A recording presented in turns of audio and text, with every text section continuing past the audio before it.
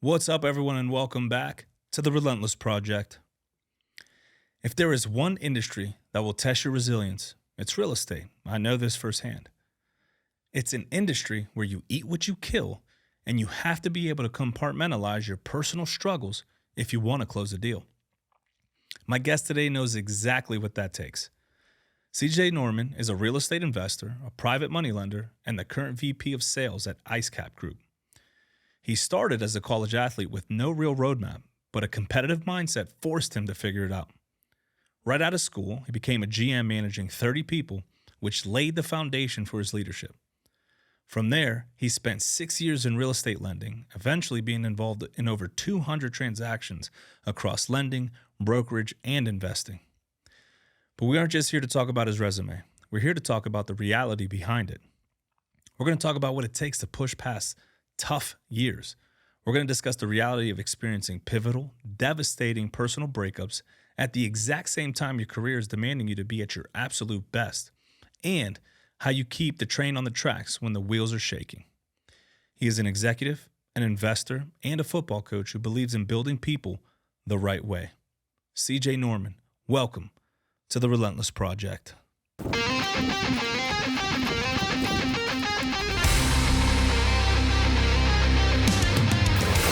You are now tuning in to the Relentless Project.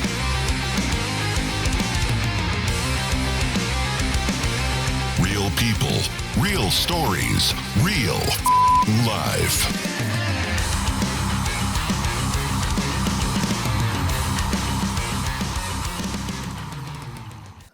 I appreciate you having me, Ish. Thanks for the intro, man. I was like, oh, let's see what we have here. It's always nerve-wracking, I was right? a little nervous. I was like, oh. It always leads me to my first question. How does it feel to hear someone else describe you and what you're doing?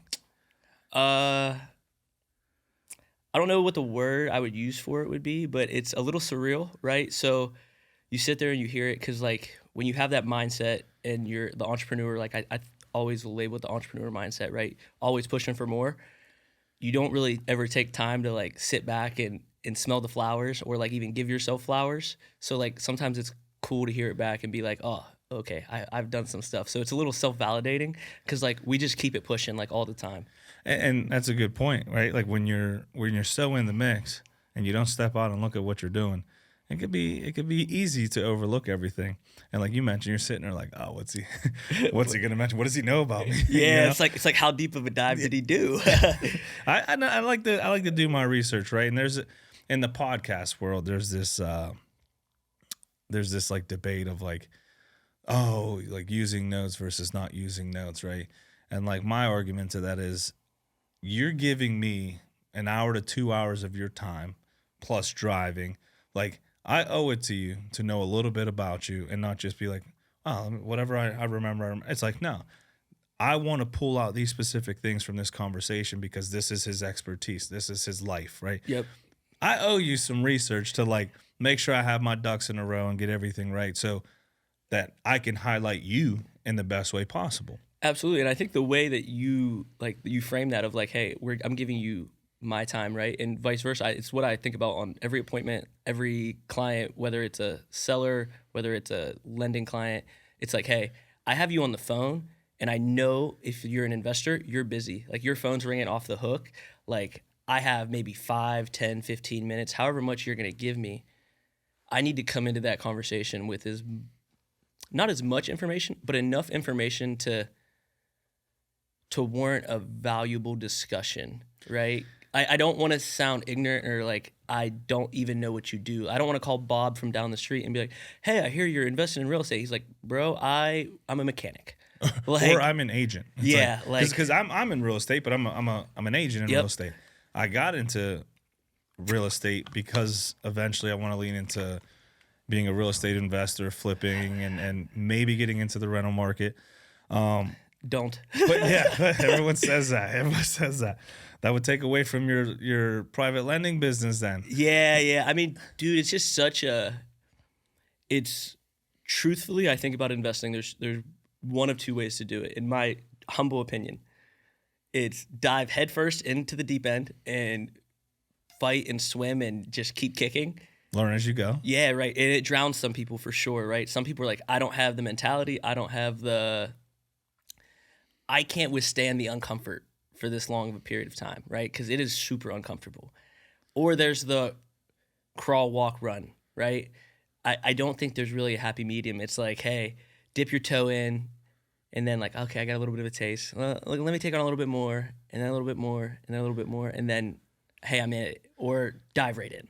Yeah, so I always say dive right in, but when it comes to this market, like you're dealing with usually other people's money, right? Like like a hard money lender, right? Yep. It's going to be higher interest rates because you're supposed to pay it back faster. Yep. Now, if you can't pay it back fast, you're on the hook for a lot of money. Yep. You know, so it's like diving in and figuring it out. Awesome.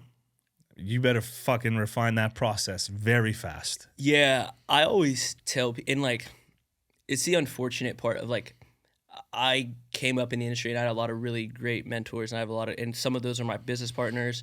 Some of those are just close colleagues that like I know are a phone call away.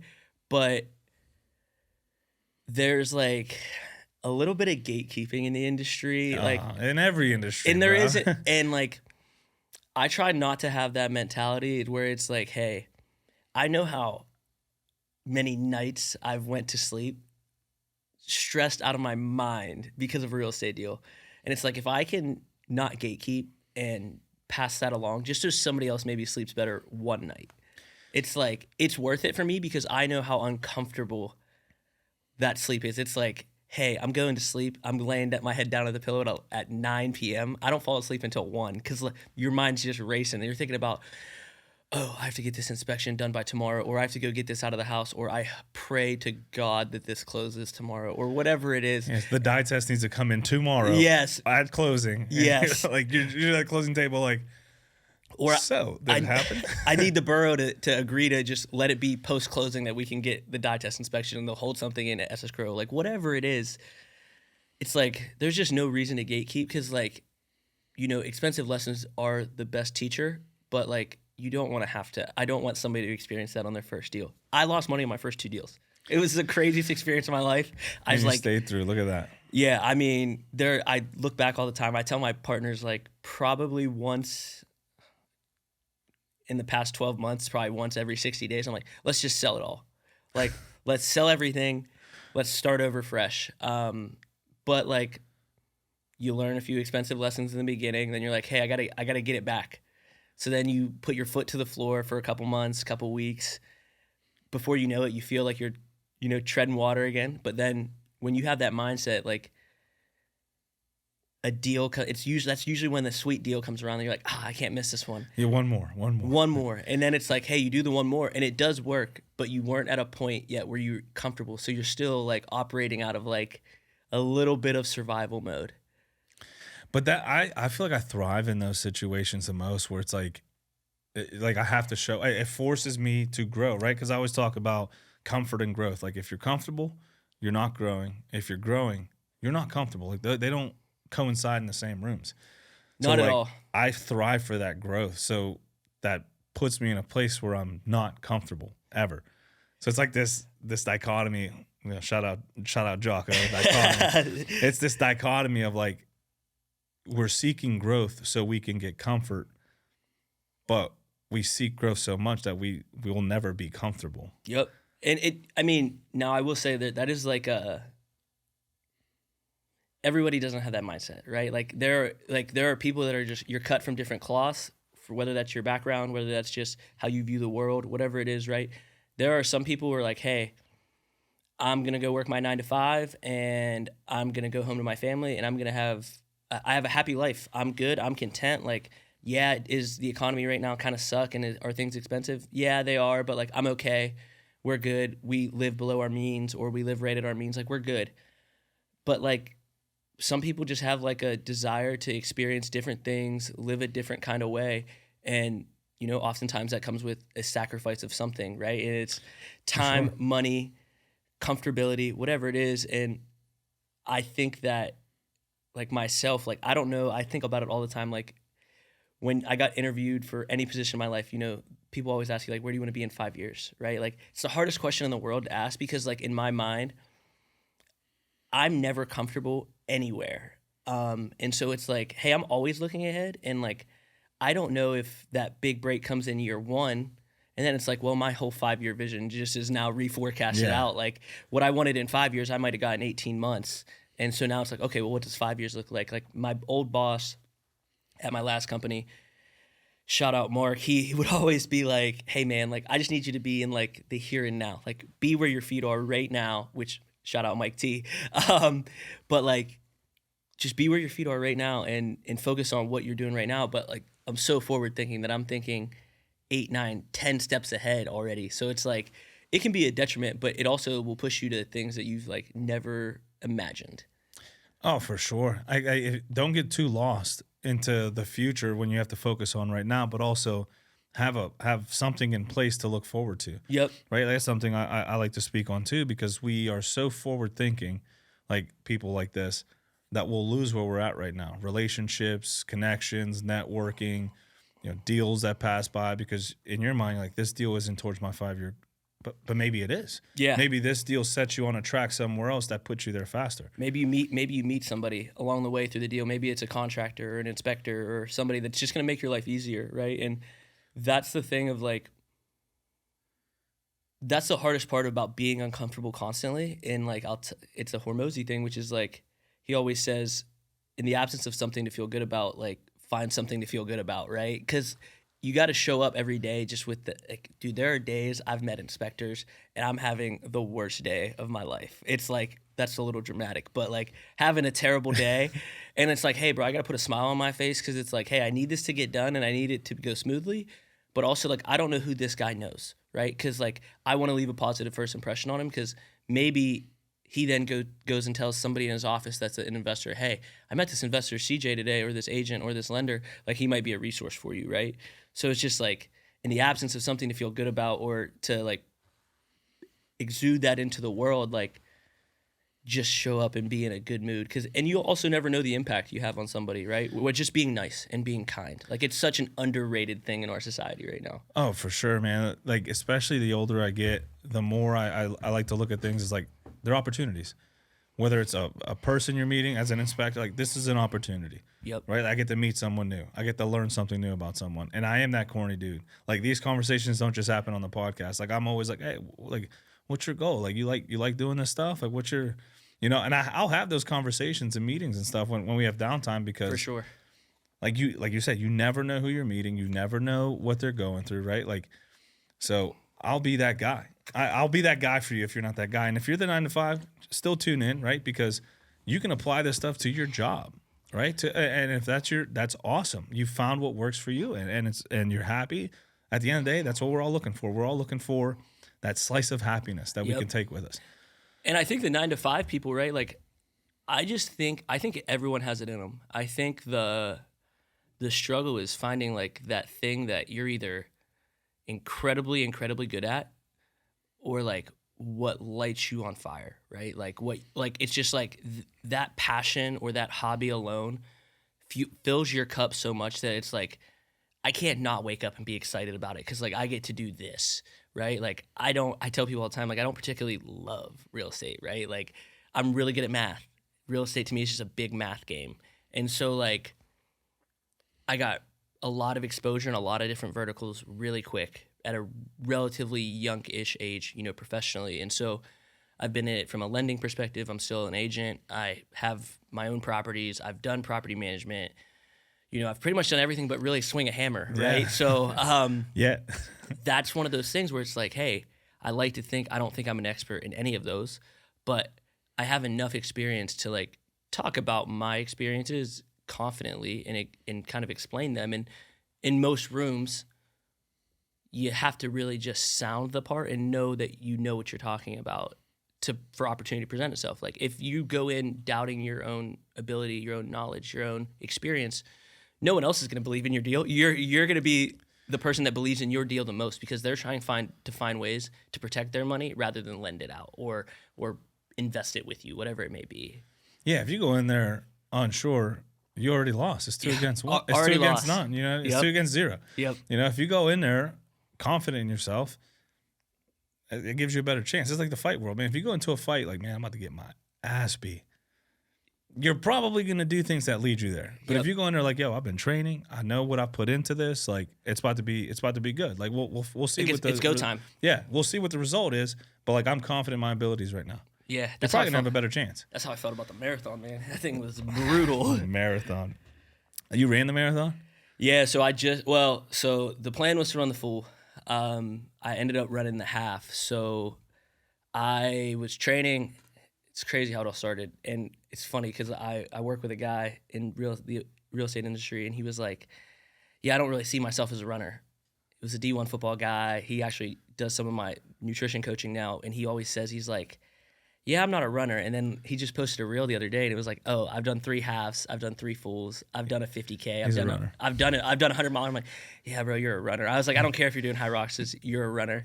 So it started as I was like, oh, I'm gonna do the half, right? And the reason for that was something completely internal. I needed to do it for me, whether it was good, bad, or indifferent. And I was like, I'm gonna do the half. And one of my best friends from high school, he'd ran 2, and he had just either attempted a 50 miler or a 50K, I don't remember, but he had a DNF. And so I was just like, hey man, like at the end of the day, like you went longer than most people will ever run at one time, regardless. And he like DNF'd around like mile 31, I think 31 to 33, something in there. I DNF at 1.5. And so I was like, hey man, at the end of the day, like you did something most people aren't willing to even begin to put themselves through. I was like, so like be proud of that. And he was like, well, if you're going to train for the half, you might as well just train for the full. He was like, they're pretty much the same running plan. And I was like, okay, I'll do the full. And then our buddy, another guy I played basketball with in high school, was like, hey, I'm running the full. And I was like, bro, if you're running the full, I'm running the full. So started training probably in November. I had never ran more than like probably 2 miles, like for leisure in my life. Like now hooping, like if I'm playing basketball for a couple hours, like do I put in more than 2 miles? Maybe.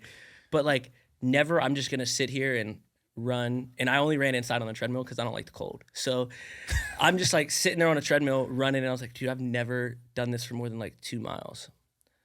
First run of the whole plan, I went outside, ran around my neighborhood. It was 3 miles. And I got Runna, I got all the apps. Like I did all the thing to like do it right. First mile was like 7:30 pace. Finished in like 37 minutes. Which is like atrocious. It's not atrocious, but like coming out of the gate, running the first mile in 7.5 minutes and then taking 20 to run the last 2, I was like, oh, this is brutal. It was like a 7-minute mile, like a 14-minute mile, and then like an 18-minute mile. And he was like, well, no wonder you're out here running like you're trying to sprint the whole entire marathon. Like that's not how it works. You got to build up to it. So slowly just followed the plan. Around like the first week of February, I love to play basketball. So I was hooping, a bunch of high schoolers and some college kids, playing, lose 5 straight games. Terrible experience. I'm pissed. I'm like, this sucks. But you're running. But I'm playing. I was like, it's a good cardio. I was like, oh, one more run, like one last run. And we're off the court. Bro, one last run.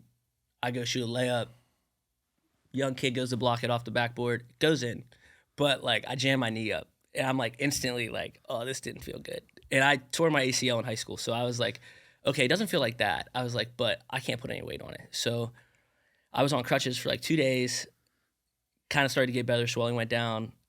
And I went and saw the athletic trainer for the high school I coached for. And she was like, everything seems pretty stable. Like you either probably have a deep bone bruise or you might have torn some of your meniscus. And I was like, okay, whatever. She was like, you should probably get an MRI. I'm like, no. I was like, if I don't see it, it didn't happen. Bingo. I was like, if I know I have a torn meniscus, I was like, it's an out. Like I can be like, oh yeah, I'm not running the race. Like I have a torn meniscus. No one's going to blame me for running it with a torn meniscus or a deep bone bruise, whichever one. So I stayed off of it from February, the first week of February until race day. So I did not run. The longest run I had run at that point was 11 miles. And I was like, I'm going to run 26. Double that answer. Yeah, I was like sadly mistaken. So I woke up, ran it, did the whole thing. Got to mile 10, right in the south side, right where they split. And it's like, hey, if you're running the full, you're on the right. If you're running the half, you're on the left. And I had a full bib. And the guy directing traffic is like, hey, man, you're in the full. You got to go this way. I said, bro, I ain't running the full today. I said, I'll get you next year. And I went left to go across the Birmingham Bridge. And To anybody that's ran that race, they know like the Birmingham Bridge will get you. Like, especially if you don't fuel right. Like, I'm not going to take anything away from runners because it is an incredibly difficult feat. But like, if you fuel correctly during those races, like that's more than half the battle. Because like at the end of the day, you're just continuing to run. You're just running for longer. But when you're not hydrated and you don't have enough sodium and any carbs, and your body's running on literally E, it gets real difficult. So like my quad cramp going across the Birmingham Bridge, I'm like stretching it out. Mind you, there's like a 70-year-old lady with a calf cramp next to me, and her husband's rubbing her calf cramp out. And I'm like, dude, that would feel great right now. Me next. Yeah, me next. And so I get my quad to kind of loosen up, go to take a couple steps. Well, I now stop moving. So now my whole body like is like, oh, we're done. And yeah, you're cooked. Like, So then like my hamstring's cramping. I call my boy that was like, hey, you might as well just run the full. And I'm like, I'm calling him. He's going to his wife fiance's bridal shower, and like we're just chopping it up because I'm like, bro, I need to talk to somebody. Just mid-race? Mid race. I was like, I got to get my mind off this because I have my AirPods in. So I'm just like, I tell him like, hey Siri, call my boy. And so I'm on the phone. He's talking, and it gets me through like a mile, and then I meet up with some W&J baseball guys that were coming up behind me and like got me through the end. But dude, it was brutal. Like the last 2 miles, every ounce of me was like the pain cave and like, hey, I don't know if I can finish this. Like honestly, that's was my thought. And the worst part was it came at mile 12. Like you're right there. Like 1.1 miles. I was like, I could walk this, but I'm like every step, like I felt like I was a pirate, like swinging my leg every step because like I was just cramping everywhere. And it doesn't matter. At that point, you're already too late. It doesn't matter. I ate 4 oranges. I was chugging as much water, but like I can't replenish my body enough in the next couple 15 minutes to really make it feel any better. Like I've already done this. Yeah. I've already depleted it of all the energy it had over the last 2 hours. But that's like the perfect metaphor for life, right? Like this whole time you're doing that, you have this internal fight of wanting to stop. I'm hurt, and guess what? You can because you chose to do this. Yep. You paid to do this. This is is paid to do it. Willingly, I willingly accepted this. Yep. You can stop at any time, and no one's going to be like, no, you have to fit. It's all on you. Yep. But as you're having this internal fight, you're taking a step, whether it's a step or whatever, like you're still progressing. Yep.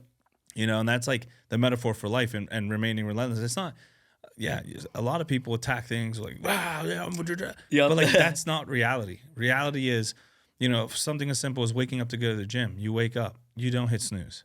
Yep. You're having a conversation in the mirror while you're brushing your teeth. And then you're in the car and you're driving, you're like, man, like this is gonna suck. Like I'm so tired, I'm so sore. But you're still making that small progress towards that goal of making it to the gym or finishing the marathon. Yep. Like having that internal dialogue is still gonna happen, but you had external motivation and that discipline of running and so like all that you still progressed. Yeah. Well, congratulations. Yeah, I haven't done one. It was brutal. I already signed up for the full next year. I told all my boys, I was like, it felt good to cross the finish line. I said, I went to Chick-fil-A the next day. This is how sick like my mindset is I was like, I signed up for the full. I'm pissed. I didn't run the full. And I go to Chick-fil-A the next day and they're giving out a free chicken sandwich and like a drink and a fry, like essentially a meal, right? If you bring your medal in. And all the kids are in there, right, getting their kids' meal. And I have my medal in my pocket. Because I was like, bro, like I didn't deserve this. Yeah, I'm like, bro, I ran 13.1. I signed up for 26.2. Like, I'm kind of a fraud. And so like I immediately signed up for the full next year. And then it was just a matter of like, hey, at the end of the day, you still went and did a half. Like a lot of people aren't going to do it. Like I struggle daily with like accepting it for what it, like the grace that comes with it and accepting the flowers for it. Cause I'm like, I know I could have done 26.2 if I was prepared. Well, and that goes that thing, that word, prepared. Yep. And again, a metaphor for life. It's like, can we be upset that we didn't do the thing if we didn't do the preparation for it? Yep. But a lot of us walk around like wanting and demanding things, and it's like, well, what are you doing to take steps towards that goal? And obviously messing up your knee during basketball doesn't help. Yeah, it doesn't help. Life will throw things at you, but it's like, hey, what's the next bit? Okay, I'll do the half. Yep. Right? So Pivot. yeah, Pivoting, right? It's a metaphor for life. Walk us through a little bit about your background, right? We're talking about all the stuff you do now. Um, One thing I like to do, especially in the beginning, is like get an understanding of the person I have across from me. Yep. So, walk us through your childhood. How are you the man today? Like you coach football, you're in real estate investing, you're in the lending side. You do a lot. You do a lot. Yeah. How did we come to be here? Like, what was that your goal when you were in school and like going to college? Like, or did you want to be an athlete? Yeah, I mean, everyone has a dream of being an athlete, right? Everyone. Like, there's not a person I mean, at least not that I know, that played a competitive sport and at some point in time didn't have the dream to be a pro athlete, right? I like to think, I definitely would not be here without my parents, right? Like, first and foremost, like, shout out to them. Like, they made all the sacrifices growing up, right? Like, I didn't come from, not that there's anything wrong coming from a silver spoon family, right? Like, there's not at all. Like, everyone gets a different set of cards, but like, my parents grinded, right, to give me every opportunity. And like, did I have everything I ever wanted as a kid? No, probably not. But like, I had everything I ever needed.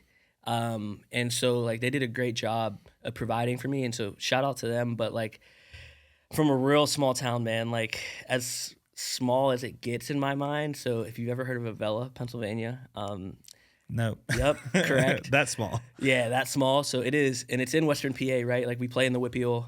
We're the smallest school typically in the state that fields a football roster. So that's where I grew up. I graduated with 36 kids.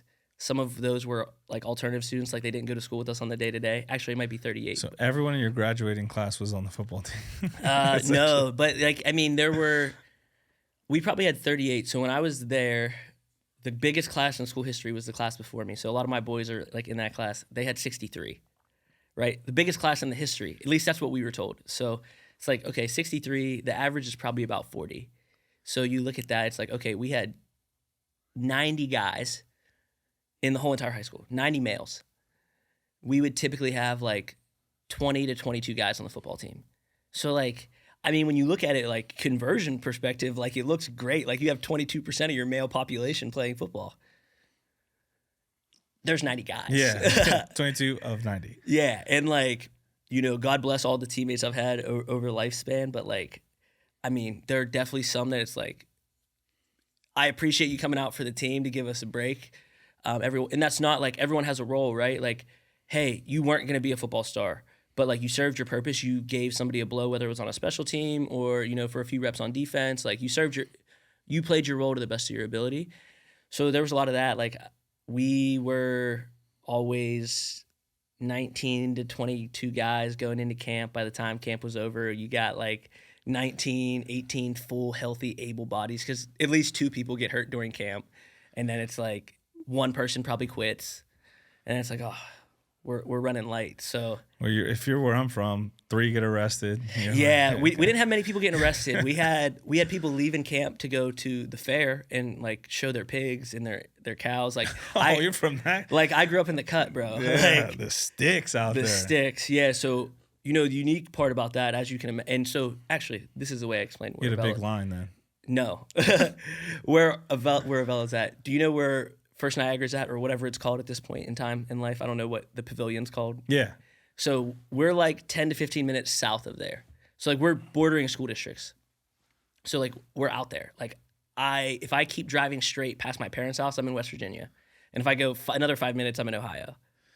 That's a cool area though, because you can be in any state within like 15, 20 minutes. You really have access to the tri-state area. Like Ohio, West Virginia are right there. And like obviously Deep Creek is like an hour and a half, right? So you have a lot of mobility, but like, dude, there's no one out there. So our quarterback, my senior year, weighed more than my center, both of which I know very well, right? Like our quarterback was probably 200 pounds.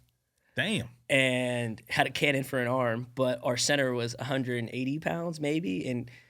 But he could snap the ball with the best of them, and he always knew where he was supposed to be. And like he blocked, like his guy was over there between him and the quarterback. So like he was doing his job, but it was an interesting dynamic for sure. Yeah, makes the games fun when you don't know what's gonna happen. 100%. Like I have a brother 6 years older than me.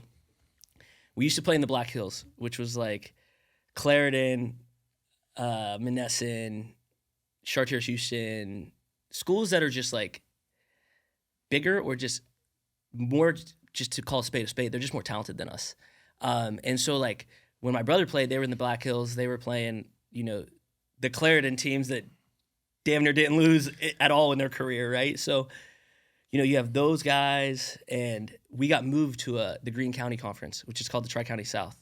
And so way more similar style football. Like talent levels are pretty similar. Like everybody might have a guy or pretty good that's going to go play in college, but like no one really has a D1 guy, right? You don't have many of them, at least.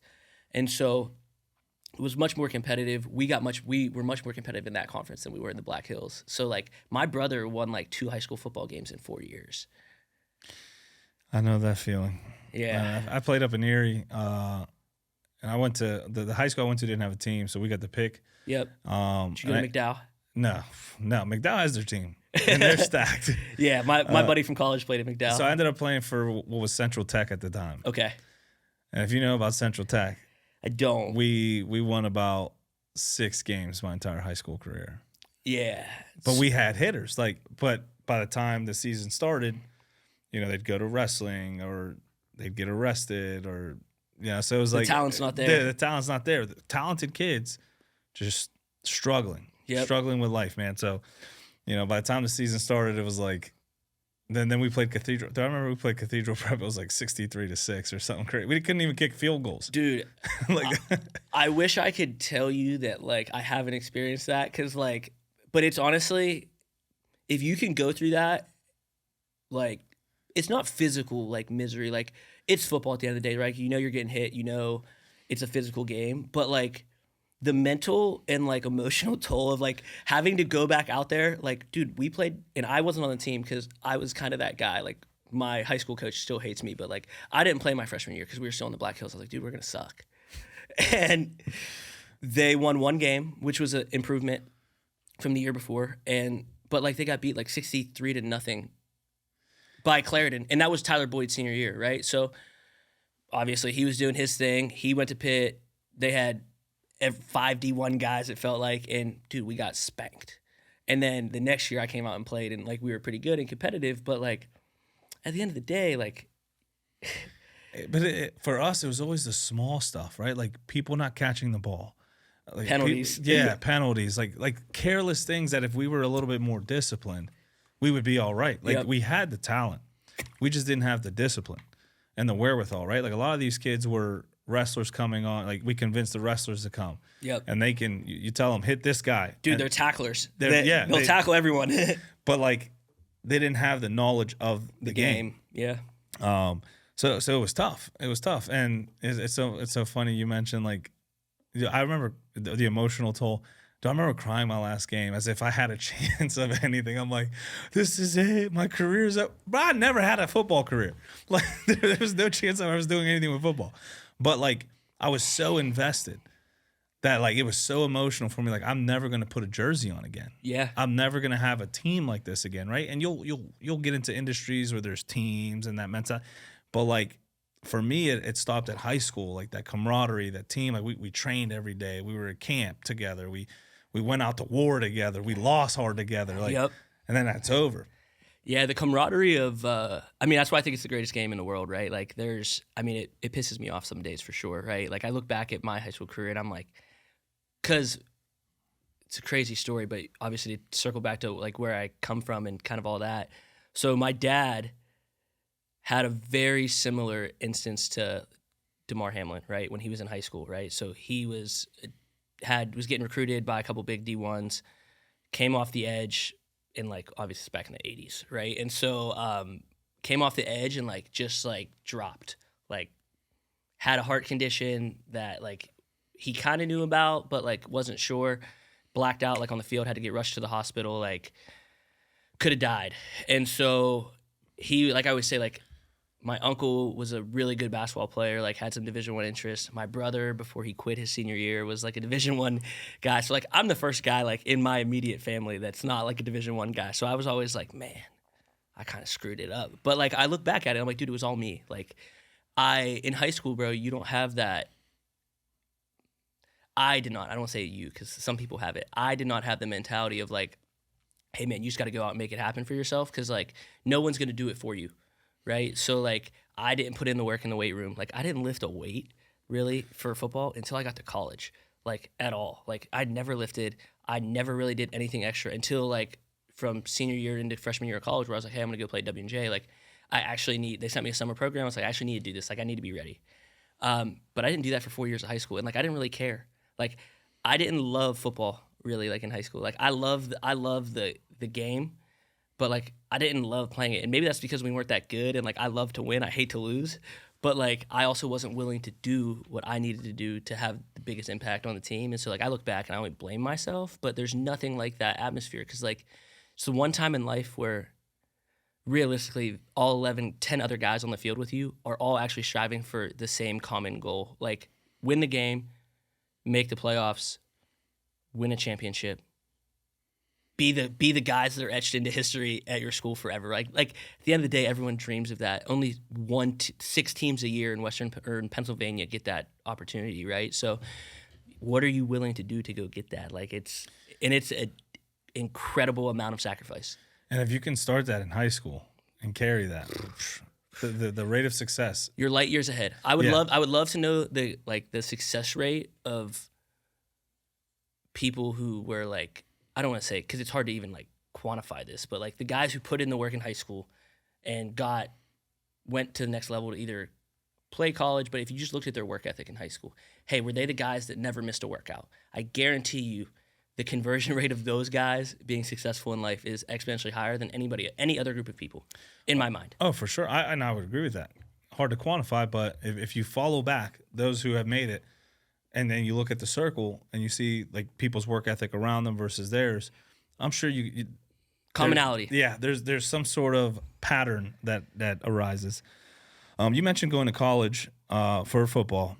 You didn't really have a roadmap, right? Like you mentioned your older brother, but like you weren't doing the steps, right? And then you get to college, you're doing it. What was your goal going into college? Was it going to college for football, or was it I'm just going to use this while I'm here and chase something else? Yeah, so it was definitely more the latter, especially because like, bro, I came from that family. Like my dad and my brother were like, oh yeah, best athlete in the family, like my whole entire life, bro. And so like not getting recruited, right? Like, cause I didn't put in the work, right? Like I didn't feel like I wasn't the best athlete in the family. Like it didn't matter. Like quantifiably, they had the interest, I didn't. So like, it was kind of like football is just kind of like, hey, I'm going to do this, right? Like keep the team mentality going along, like find my role, kind of play that role. And I'm the first person to graduate from college in my family. So it was like, I really didn't have a roadmap. Like I was like, hey, I'm going to go to school. And I wasn't sure I was going to play. Like I wanted to go to Pitt, didn't get into Maine. So I was like, and then like got into some of the state schools. And I was like, I don't know if I want to go Slippery Rock, Cal, IUP, nothing wrong with them. It was just like, I'm not going to play a sport there, but I'm like, I just don't know if I want to go there to be a regular student. And so then had some D3 teams that, at the time we were talking, and it was like, hey, if you want to come play, like, you can come play. Like, we'd love to have you, yada, yada, yada. And so went to W&J right in my backyard. It was 20 minutes from my house. It was perfect. Went there and, like, didn't really know what to expect. Quickly got to college and realized, like, hey, this is a job. Yeah. And, like, whether it's D3 or not, like, it's a job. And I did not love that. I was not ready to have a job yet. So I did not take it nearly seriously enough. But, like, dude, I played my role. Like, I tell everyone, like, I'm the best recruiter that school's ever had. I would host overnights and be like, yeah, man, you got to come be a part of the team. Like, we're going to win. Because we won a lot. Like, we won 2 conference championships while I was there, 2 playoff berths. We won a playoff game. We had a pretty good run. Mount Union, they're a buzzsaw. But, when you see them, you see them. And so, like, I accepted my role, man. Like, I knew I was like, hey, I'm going to be a role player guy, right? Like, I might be a special teams guy. Probably not going to play that much. And everyone's like, why didn't you just quit? Like, you could have spent time. I was like, the one thing I told myself when I graduated high school was, like, I'm going to finish 4 years of football. Like, I don't care. Seeing it through. I said I'm going there to play. Like, if I don't play a snap, it doesn't matter. Like, I'm going to be there at graduation with all my teammates. So, like, it wasn't really an option. And, like, there were a few guys from my class that went and played D3 sports, and, like, I'm the only one that finished 4 years. So I'm like, like, I wasn't going to be the guy, because everyone was always had me tabbed as the guy that was going to be the first one to be like, yeah, no, I'm done. And I was like, yeah, no, that's not going to happen. So what were you studying there? So I studied financial economics. Oh, Yeah. Okay. Back to math. Yeah. I'm a numbers guy. Yeah. So how did you apply how'd you apply the football mentality and the locker room mindset into the business world that you were studying? Yeah, so it didn't hit me like, I mean, I like to say like that's the most expensive piece of paper I ever got. Like, I'm not going to be the one that sit here and bashes secondary education, but like with access to knowledge today, you can get a lot of information and not pay for it. But what you can't get is you don't get the network, you don't get the opportunity to learn how to communicate. Like, I really think what I learned in college was like social intelligence, like Oh yeah. reading rooms, like seeing like, okay, hey, I really pissed this person off. It might be my time to walk away. Or like, oh, I walked into a room that's super tense, and just like how to read the room. So that's what I think I picked up on. And that stuff applies right away, right? Like any business world, like you're walking into rooms, everyone has their own shit going on. They have their own ulterior motives for what they want to come out of that meeting. And it's just reading the room and kind of feeding everyone, doing your best to feed everyone's ego and their motives while still keeping like the goal in mind and still keeping it as directed and aligned to what you want to accomplish as you can. Yeah, I would piggyback on that. Like one of the biggest takeaways from college was, I came from no structure, right? Like single mom. I was kind of doing what I wanted. Made it into college by the grace of God. Yep. And I'm like, oh, I don't have to go to class. Like my mom's not here to like, you're going to school. You're going to, like, it was all on me. That was the first time where I like had to dial in. And my freshman year, I totally bombed college. Yep. Totally bombed it. And then I got, presented with I had to make a decision. Like, hey, tighten up Or get out. or get out. Yep. So I started to lock in, and I'm like, started leaning into what college meant, and I started structuring my classes in a way that fit with my jobs, and now I'm learning time management and organization and prioritizing, right?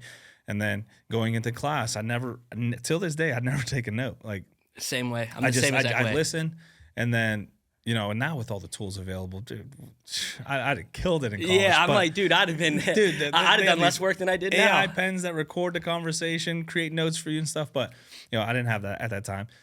So I was like having to be more intentional with my class time, right, and actually paying attention, and figuring out how to apply this to now the tests that some of them you take it home. Yep. Right, like. Am I going to sit here and cheat? No, because then come test day Good for you. Well, I don't know how the statute of limitations work for college cheating, but it forced me to focus. It forced me to be like, hey, where you come from doesn't matter anymore. What you've done doesn't matter anymore. What matters is what you're doing right now and how you're going to do it later to apply. So that was one of my biggest takeaways from college, right? Because I graduated with a marketing degree. Yep. Which I learned a lot of cool shit, but it's like doesn't exactly apply. Yeah. What does it matter? Like, especially with the stuff I'm doing now, I utilize a lot of the stuff I learned, but it's all stuff that I could have learned outside. But what I couldn't learn is, project managing with other students, like you said, with other intentions and other things going on, and reeling them in. And I was always the dude who, like, come a project, I'm like, hey, we got to boom, this stuff we got to do. And then there was, every group has it, that kid who's like, okay, just tell me what I need to do. And I'm like, that was me. I'm like, come on, bro. Like, I need you to give me something. That was me. Every classmate, every group, I would be like, hey, just tell me what you need me to do. I'll do it. But, like, I'm not planning it. Like, not doing it. I think that's, like, it's funny. Everyone has that moment in college where it's like okay, I kind of got to shit or get off the pot here kind of deal, right? Like, bro, I had my freshman semester, I thought I wanted to be a civil engineer. Mistake on my part. I thought I wanted to be an electrical engineer. My major changed. I took physics. I tried to take physics. And, like, it's math, but, like, when you don't pay attention in class and you don't take notes and you're not naturally a science person, that does not tango. So, like, I think I got, like, a D. I think I got a D+. Or whatever it was. I got enough for it to count as a credit, and not have to retake it. But like it was not enough to be able to apply it. Yeah, not enough to but fortunately it was enough to count as like my general science, because I went to a liberal arts school, right? So you have to take a science, you have to take, so many different essentially disciplines. And so like I had to take a science, and I was like, well, it counts for my science credit. I was like, it's gonna be a anchor on my GPA, but like who really cares? Nobody cares about your GPA. And so, like, battled back from a D, like, ended up to get, like, a 3.2. But, like, yeah, man, I think it's it was like I wasn't willing to put in the work to like actually study and like learn physics. And then I was like, okay, well, I clearly don't want to be a civil engineer. This sucks. And I was like, Glad you learned that early on. I was like, what can I do that like I'll always have a job?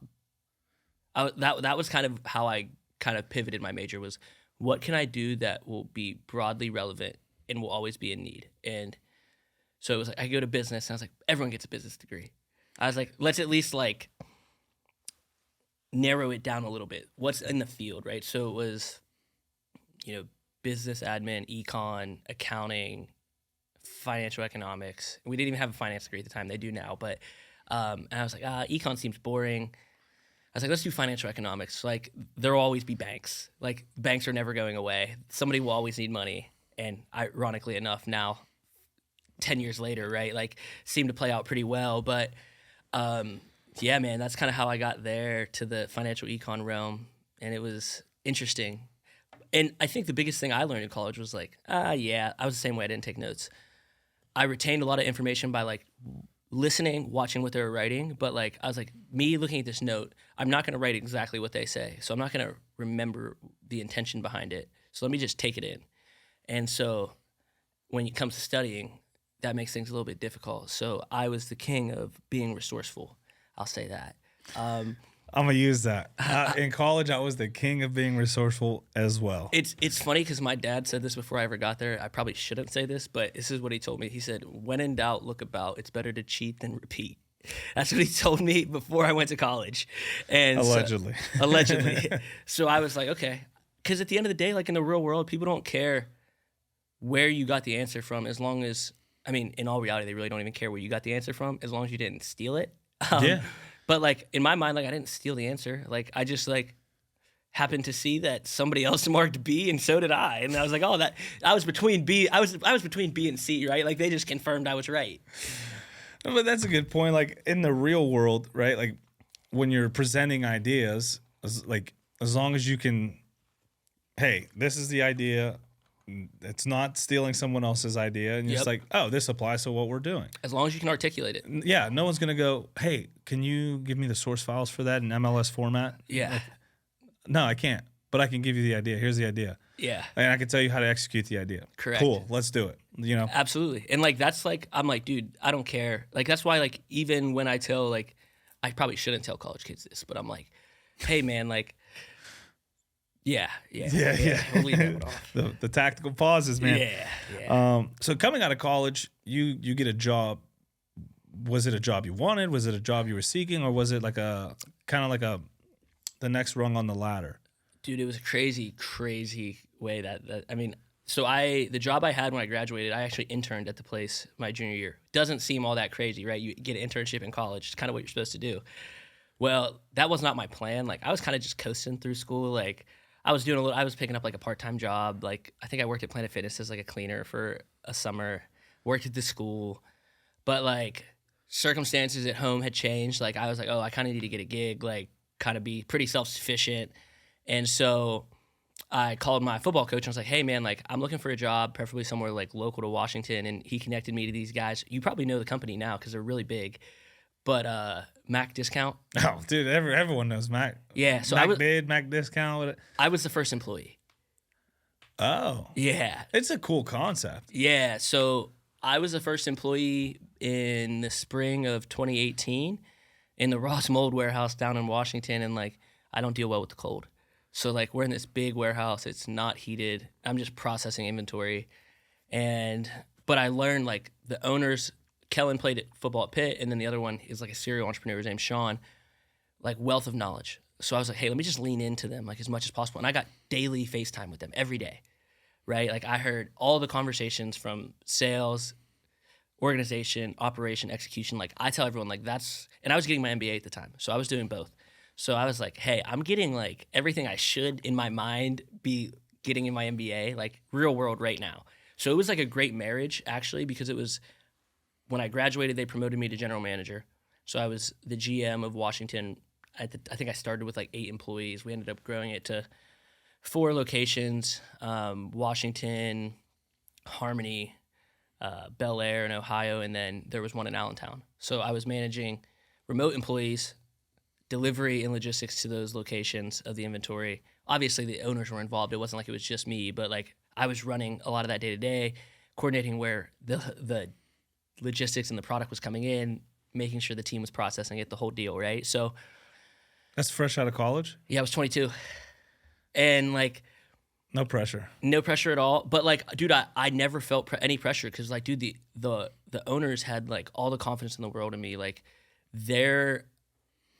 I don't know if I've said it ever really out loud, but like when I think back on it, like they're a lot of the reason like I felt comfortable in the business world because like they gave me so much confidence and so much exposure to real world business problem solving at a young age that like I was like, okay, I can do this. And it forced me to learn like really, really real life people skills because like I was managing people that were 38. I would say older than you. Like exponentially older than me. Like had, The exponentially. I mean, I had a guy that was like 60 working for me. Okay, that's right? exponential. And so they had families and like, you know, we had a program with the city mission. So we were taking people that were looking for work from the city mission that were, you know, battling their own demons, right? Trying to get on their feet.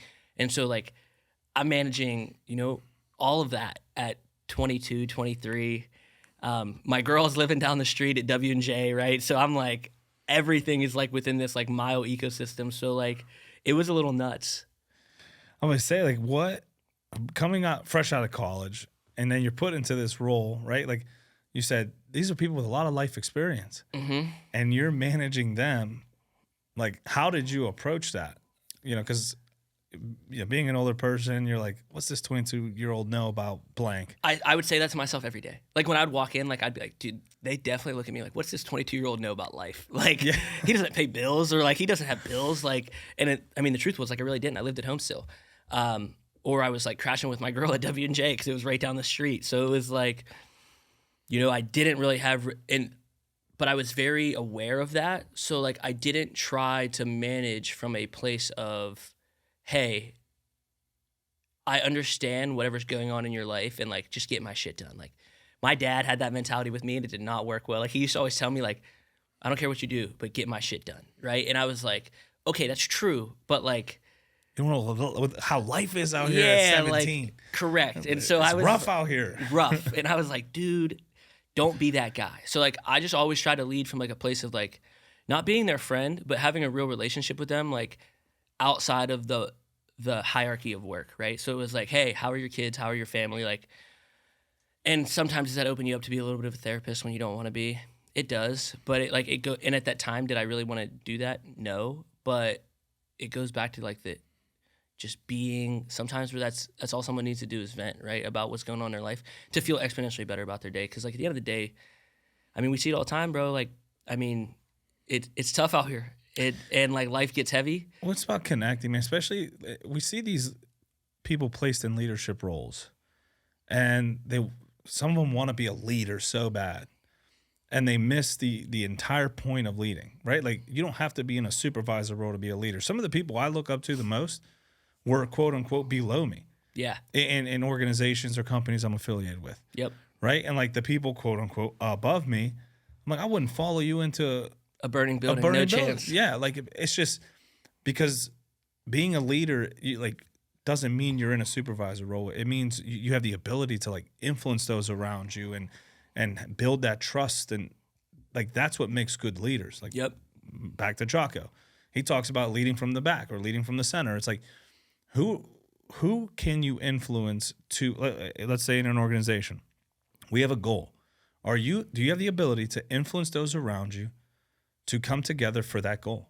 Correct. Like that, in a layman's terms, that's what a leader is, right? But how do you do that? You have to form a connection. You have to listen to people. You have to meet people where they're at, right? If someone comes in having a bad day and you're like, get this done, you're not a leader. You're a boss. And that shit's still not getting done. Yeah, and it's not getting done. And if it does get done, it's not getting done to the level that you want it to be done, which probably is doing you more harm than good. Exactly. Especially, I'm a cop.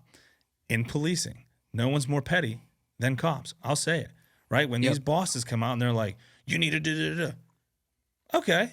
Like something simple like traffic. I still don't understand why these police departments go, we want community-oriented policing. We want you to connect with the public and be there for the public and service the public, but we want you to ticket them.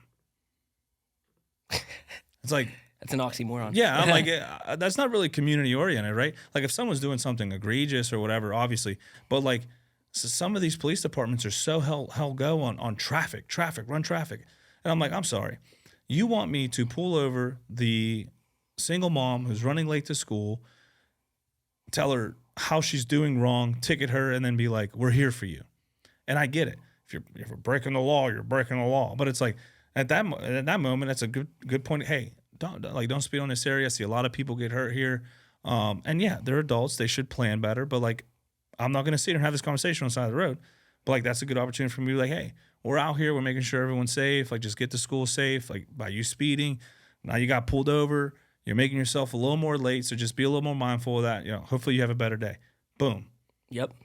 It's going to have the same effect, right? If you ticket Probably someone, has a better effect. If you ticket someone, they're going to be like, fuck, I just got to pay this fine. I don't want to They're going to be upset. And the single mom's already, like, she might already be pinched, right? Right. It's like, where am I getting this money, right? Like, right? So, like, she may not speed again. Or if you have that conversation with her, she's like, wow, man, like, I just caught a huge break. That could have really put me back. yeah. She's probably not going to speed again. Yeah. Same outcome. Same outcome. And obviously, like, there's outliers, right? But For like, sure.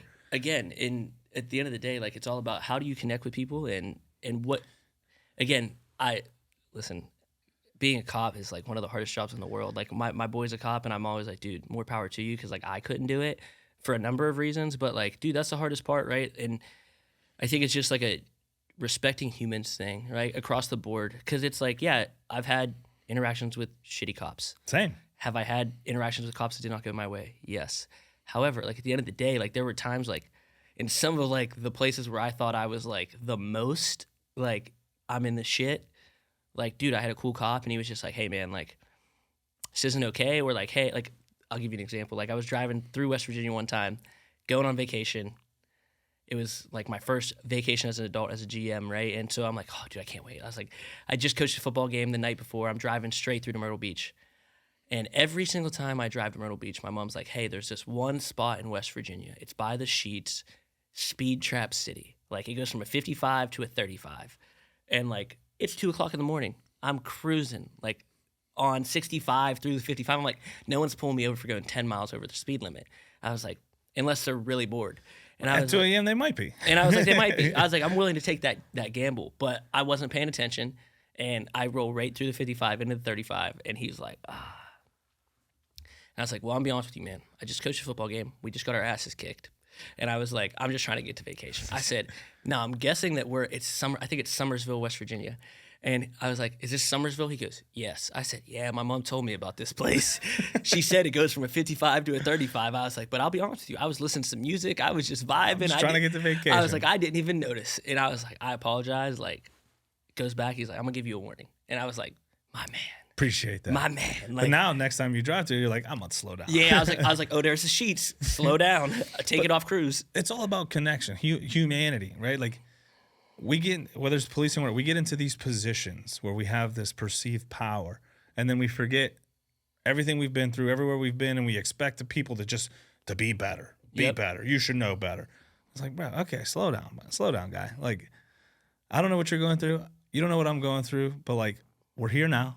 Yep. Like, let's talk to each other like we're humans, you know? Like we're adults. Like we're adults, you know? But like leadership, back to that leadership, right? Leading doesn't mean you're in charge of something. It means you have this influence. And if you can approach your jobs, your life, your family, your friends like that, watch how different outcomes are. You could still achieve the same outcome, right? Like if you tell someone, back to my point of the like cops, you tell someone, you got to run traffic. Well, if the cop doesn't want to run traffic and you haven't influenced him to run traffic, you've essentially just told him to run traffic, he's going to run traffic. But like if your goal is tickets, this cop doesn't have to give tickets. You can't make me give tickets, right? Yeah, he ain't going to write a single one. Yeah, so he's not going to write a single ticket, even to the most egregious guy. I'm not saying this is okay, but I'm saying like it's your approach. And then they're like, well, you're not writing tickets. It's like, yeah, it doesn't matter. You can't make me write tickets, right? Like there's this perceived that cops write tickets and they get paid. That's not true. Yeah. Right? Like I promise the quota theory. Yeah. Like I love that. I'm like, I get paid the same to sip coffee and stare at people driving by me. Like I don't want to be out here doing this stuff. Yep. Right? Like obviously if we get a call, we have to show up. But it's like, I'm not here to bother you. I promise you. I didn't pick you out of the lineup and go, I want to ruin this dude's I'm day. just here to get a paycheck just like you. Yeah, and it's a different approach, and I love what I do. So I tend to connect with people differently, like to the point where there'll be calls where dudes are like losing their mind, and I'll show up and be like, "Oh, what's up, Lopez?" I'm like, "Dude, why are you giving my partners a hard time? Yeah. Like, what's going on?" Nah, dude, they fucking disrespectful. I'm like, all right, well, let's talk. Let's talk about it. And then the outcome happens, and I'm like, De-escalated. look at that, right? It's just because I've created this rapport and standard in the community where it's like, when Lopez is here, like he's not here to ruin my life. Yeah, he's not here to bust my balls. Yeah, but I have a job to do, right? And I tell him, like, I don't want to be here. You don't want me here. The sooner we talk and figure this out, the sooner I'm gone. Yep. And the sooner you can get back to doing what you're doing. But if, like, you create a situation where you give, and I'll tell people this, not to get on policing. Yeah, right. Like, we get into we watch YouTube where, like, cops are on power trips, but the person doesn't help it either. And now you're essentially giving this cop an excuse to continue. Yeah. Now you're he may have been wrong initially, but now you're justifying it and giving him the ability to be able to justify it. Like, bro, if you're just like, okay, no, I don't, let's get crazy. Searches, right? Yeah. I don't consent to a search. Just be like, I don't consent to a search. Let's say the cop searches us anyway. Find something. Like, I didn't consent to a search. They take you to jail. You're like, okay, I don't believe this is right, but okay. You're going to slaughter him in court. He's going to lose his job. You win because you're probably going to sue and get a paycheck. Yep. But as soon as you start fighting and arguing and pushing and then they have shoving, cause. like, now you've just given this cop justification. Like, it all gets muddy. And in court, he could be like, well, he was making these furtive movements and he was doing. You're giving him fuel, right? Yeah. Like, I don't know how I got on that, but Dude, it's just education. Yeah, thing. yeah, It's across the board. And like I've had a similar experience like that, and it turned out to be in my favor very well. It could have went very south. I always think like it's one of those moments where it was like, oh, my life could have went really left, like really quick. And fortunately it didn't, but it was like, man. Yeah. Like if I had a asshole of a cop and like really push the envelope, like my life goes really left.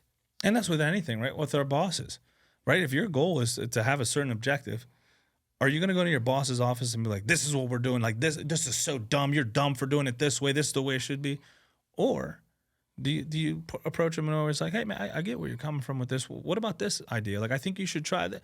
Like, it's all how you approach people. If you want this objective, like, but sometimes we want the notoriety that comes with it. I want the credit for it. I want it my way. Yeah, I want the credit for it too. Like, Yep. if you want X outcome, what the fuck does it matter where it comes from?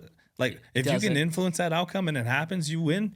Boom, you win. It doesn't even matter if you really influence it, right? Like in corporate, like if your goal is to grow the bottom line by 10%, right? And let's say none of what gets the bottom line to 10% is anything that you cared about or like implemented, like, dude, your goal, like you still hit the goal. Yeah. Like, I'm not saying that someone might be like, oh, well, like, let's look at the metrics of X, Y, and Z. Like they might, but like more often than not, whoever your boss is probably just gonna be happy that like the bottom line grew by 10% because that's what they told you to do. So it's like, it doesn't matter how we got there. It's like, just did we get there? And it's a team effort, right? Mm-hmm. And you have no influence, but your goals, Matt. Yeah, it's Super like, okay, win. what did we do well this year? Because maybe we need to do more of it. I'm going to repeat year. that. Yeah, maybe we need to do more of it. They implemented pizza parties on Friday. I'm going to keep doing that. Perfect. So you start with that, but then eventually you get into the real estate grind. How was that? Like, how did you get into that? Going from finance, football, Mac, reverse liquidation. Yeah. So it was. I had a really sweet gig at Mac, right? Like I kind of regret leaving because I might be retired, but. What I tell people was when you're 22 and you're kind of dumb, one of my bonuses was tied off of like revenue, right? And it's a startup. What I did not really believe or understand about startups is that like you kind of burn cash before you make money.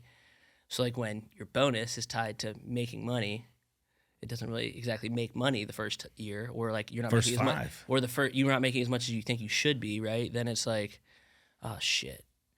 And I was like, well, maybe I need to like look for another opportunity. And then I was working with Jordan Rooney at the time, intern, and kind of helping out with some of the Jaster and chasing it, like all the stuff he was doing at the time, right? And he was like, hey, I did some work for this company, some marketing stuff. Like they're hiring, they have really great benefits. They're in the real estate, the lending space. Like, you should apply. Like I threw his name out there, applied, got an interview, got the job, right? It was an operations role. At the time, the company was called Lending Home.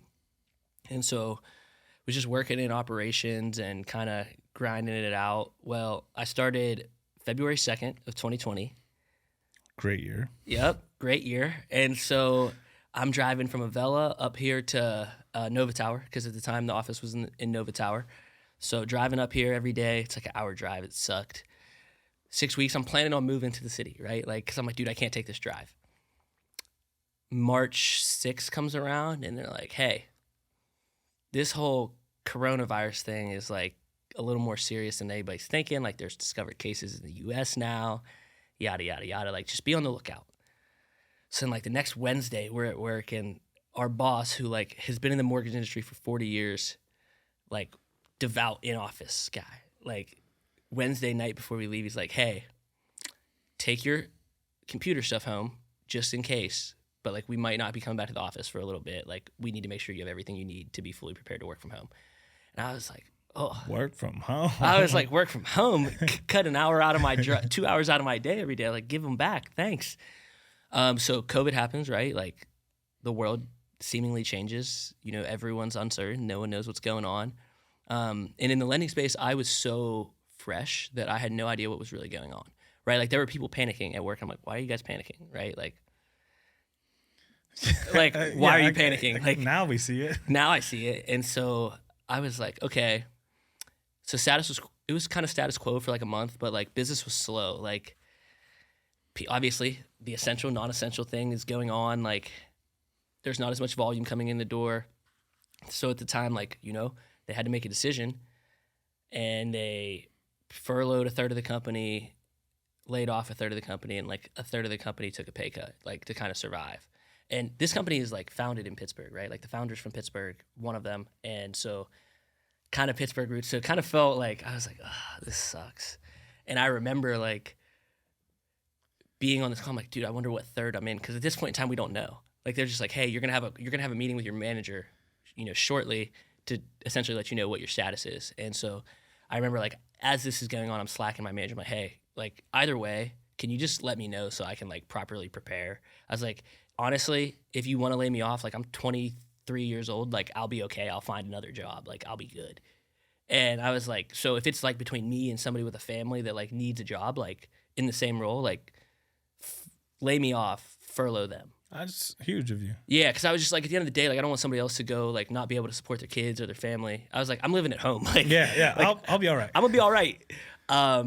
So I got furloughed. I was furloughed for 8 weeks, roughly, and so they did a really good job of making sure we were tied into the unemployment office and all that, right? So, like, it was seemingly like a really good gig for, like, You wanted the unemployment. yeah, it was like You looked at the camera. it was a very good 10 weeks for me. Very big of you, my guy. I watched Fell on the sword. I watched a lot of Netflix.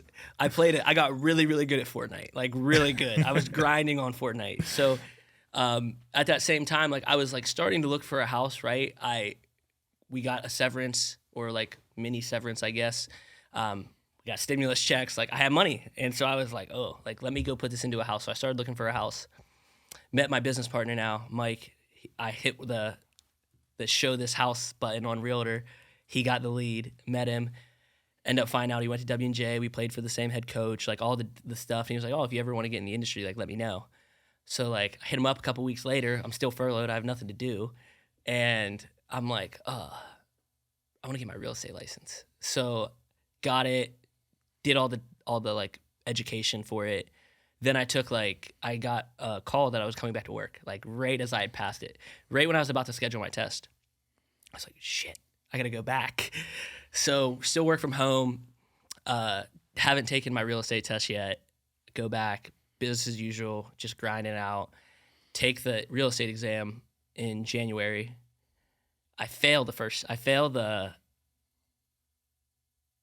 PA. No, I failed the national portion by one question, but I passed the PA portion, which apparently people try to say the PA portion is harder. But I was like, whatever. So, like, you can take it right away. So I take it again the next day. I pass. So, or 3 days, whatever it was. So I passed the national exam. So now I'm like, okay, I just need to figure out where I put my license. So I put my license at Berkshire. I'm with my boy Mike.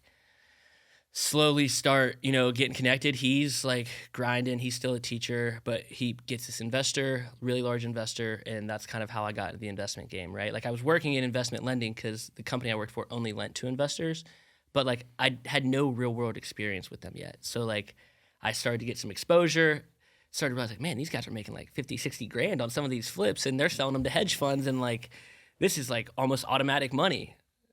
Too good to be true, right? Like, Yeah, it sounds great. The hedge funds only buy for so long, and like you got to have money to get in the game, right? So, doing that, I get promoted. I start doing some funding stuff, and like I'm an operations guy.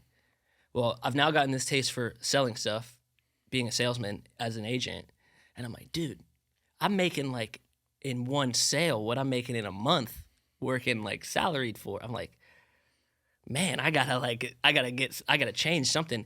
But like I wasn't ready to make the jump and be on my own and like just go full head first into the agent world. I probably should have, honestly.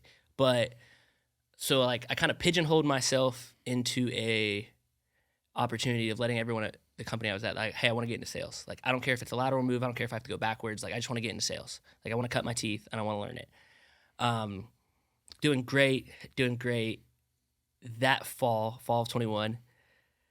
My ex and I from college, we'd been together for almost 5 years. We break up. I don't handle breakups well. Who does? No one goes, hey, thanks for playing. I'm going to go this way. For the record, like it's on the record, I do not handle breakups well. So I like kind of spiral a little bit, get into a little bit of trouble.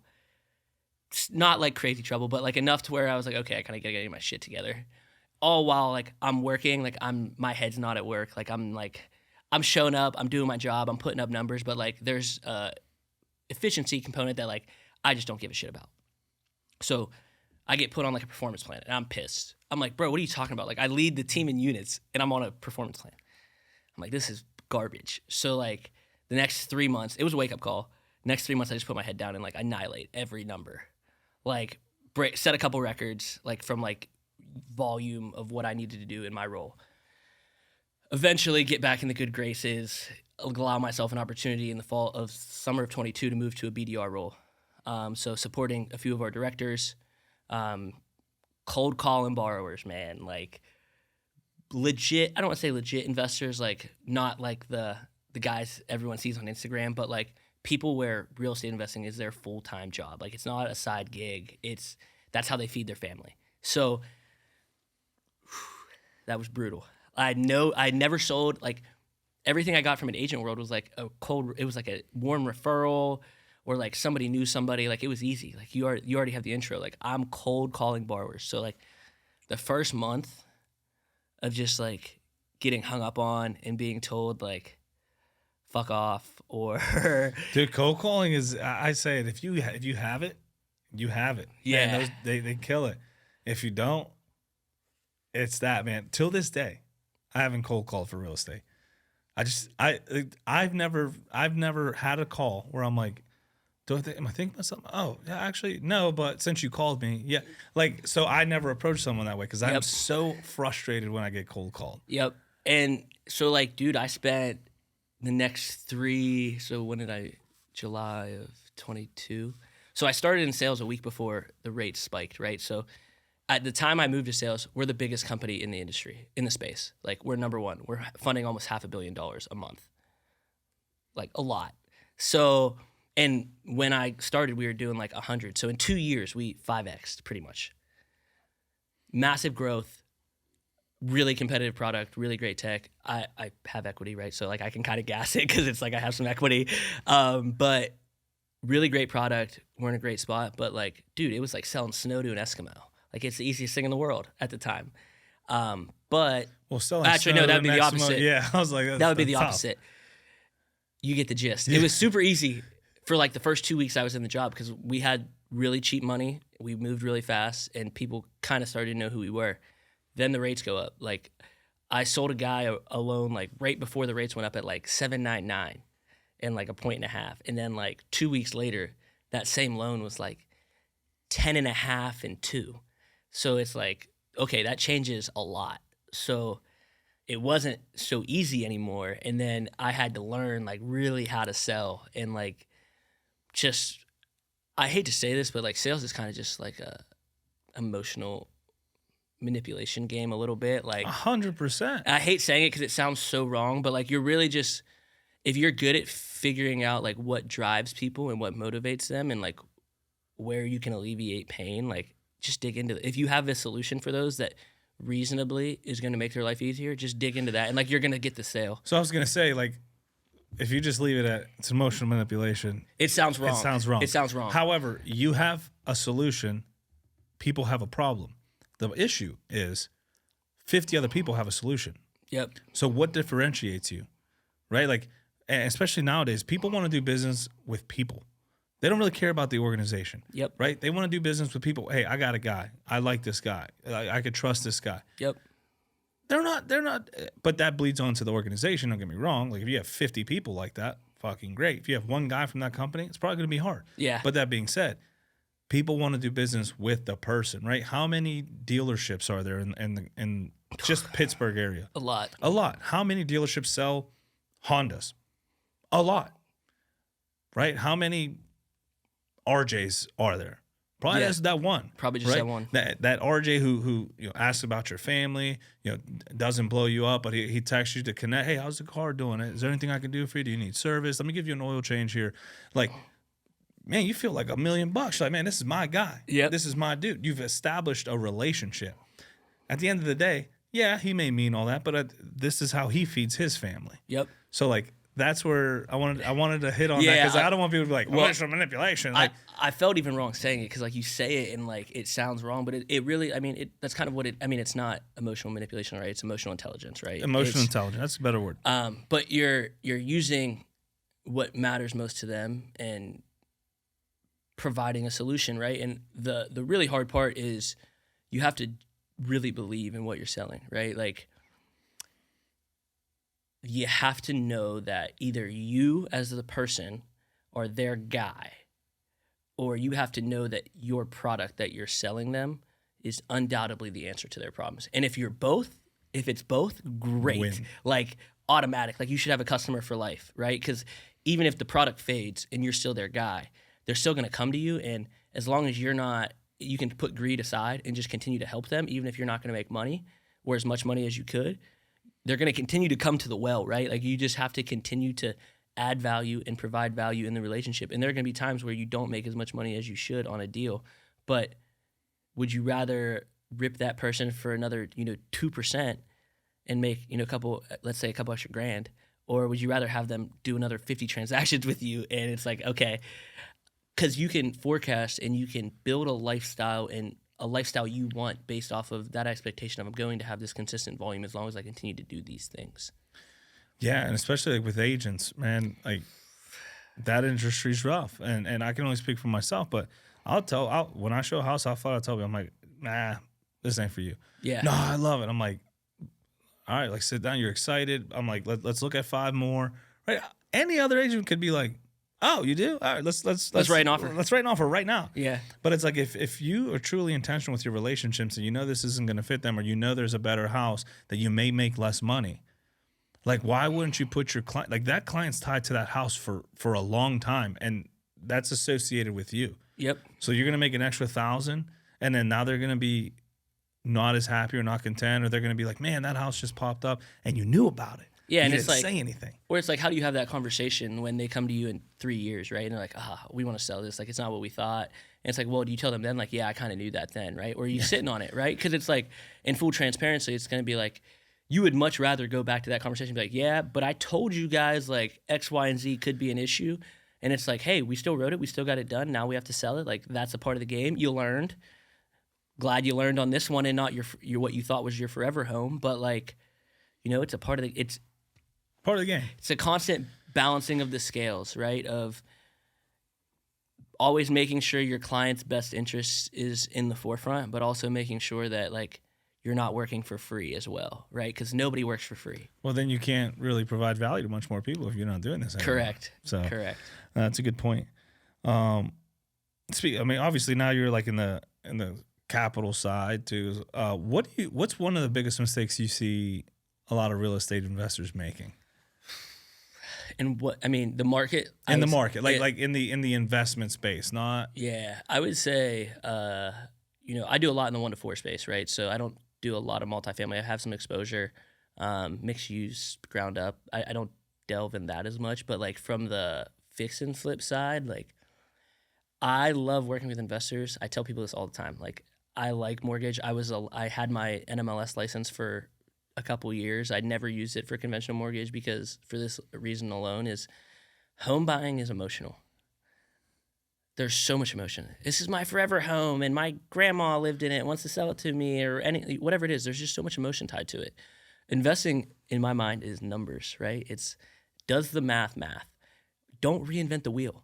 Like, there's a reason that all the gurus and all the guys that attend national conferences and give speeches and all the stuff you see on Instagram, there's a reason they made it to where they did. It's because they took the formula, they took the method, they made it work for them, and they removed as much emotion from the equation as possible. It's not possible to ever remove all of it. It's not going to happen unless you're Terminator, right? Unless you're a robot.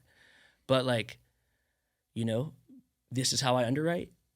If the deal doesn't fit this box, like I'm not going to buy it, right? And then you get sometimes where like an investor brings me a deal and I'm like, hey, like what comps are you using? Because I don't see this number. And like, if I don't get that number and it comes back at the numbers I'm seeing, like this is what it's going to look like. And like, I just don't want you to have this expectation that you're going to be coming to the table with this. And in reality, you're going to end up coming to the table with this. And that second this is a lot bigger than what that first one is. Because then it's like, and as the capital provider, right, I always say like, it's like being the quarterback. It's always your fault, right? It doesn't matter. Even if it's not, it's always your fault. You just have to take it on the chin because I have to set the expectation in advance that like, hey, this is what I'm seeing. Like I do this every day. I'm supposed to be the expert. You're coming to me to give you capital. So I should not let you. I struggle to let people buy bad deals. Sometimes there's just things involved that like I can't do it and that's fine. But like if it's truly a bad deal, I'm like, hey man, like maybe you should really like look at this one again. Cause like I don't know what numbers you're getting or where you're getting them from. Can you send me them so I can see them and like maybe maybe I missed something? But all the Zillow houses say that. Yeah. And so it's like, that's fine and dandy, but it's like, hey man, like when an appraiser goes to do this, like I've looked at thousands of appraisal reports. Like they're going to look at it like this. And like, what if that throws your value at this? And then you're bringing an extra $100,000 to the table. And it's like, do you have that $100,000 available? Cause if not, like you may lose your hand money. You may have to go source it and pay 14 and 3 for it the day of, just because you absolutely need it just to close my loan so that they can be second. Like, dude, it's when a little bit too much of emotion gets tied to it. And, and right now in this market, dude, it's tough. People are getting a little squirmy, right? It's a buyer's market, so it's good on the buy side as an investor. It's good that you can negotiate some really great deals, but you have to be very, very calculated about what market you're selling into, right? Like I tell any investor I work with, you have to be on one end of the scale or the other.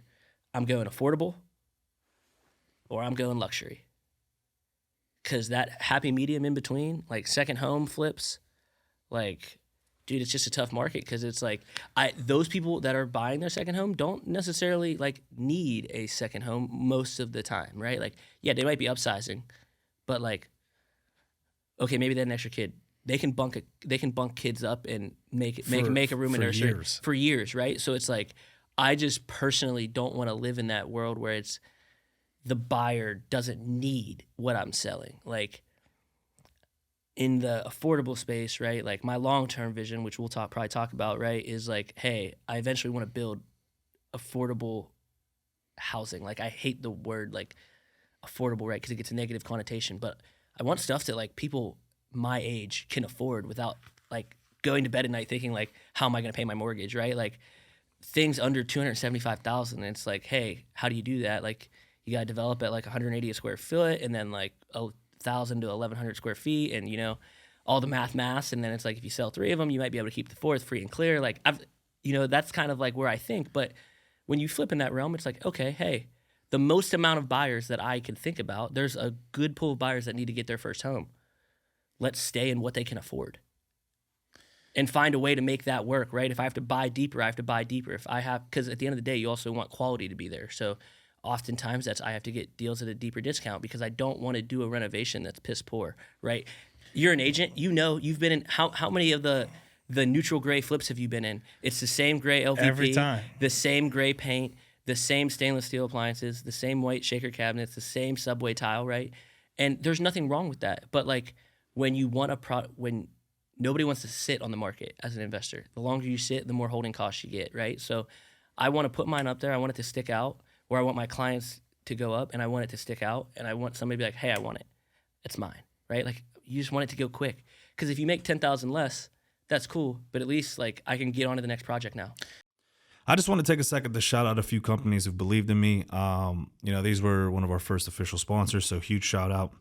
Today's episode is proudly sponsored by Carbo Jewelers, established in 1997 on the values of honesty and integrity. Whether you're searching for the perfect piece, need expert repair services, visit Carbo Jewelers in Newark's Ironbound District, where your jewelry is always in safe hands. This episode is also brought to you by Continental Jewelers, proudly serving Hudson County, New Jersey since 1964. Whether you're seeking a timeless piece or need expert repairs, they've got you covered. Visit Continental Jewelers, your trusted source for all things jewelry. You can find them on Instagram at Carbo Jewelers or online at carbojewelers.com. Lastly, big shout out to Carbo Trading. Besides coins, precious metals, and jewelry, if it could be traded and collected, he's probably got it. They can be found on Instagram at carbo.trading.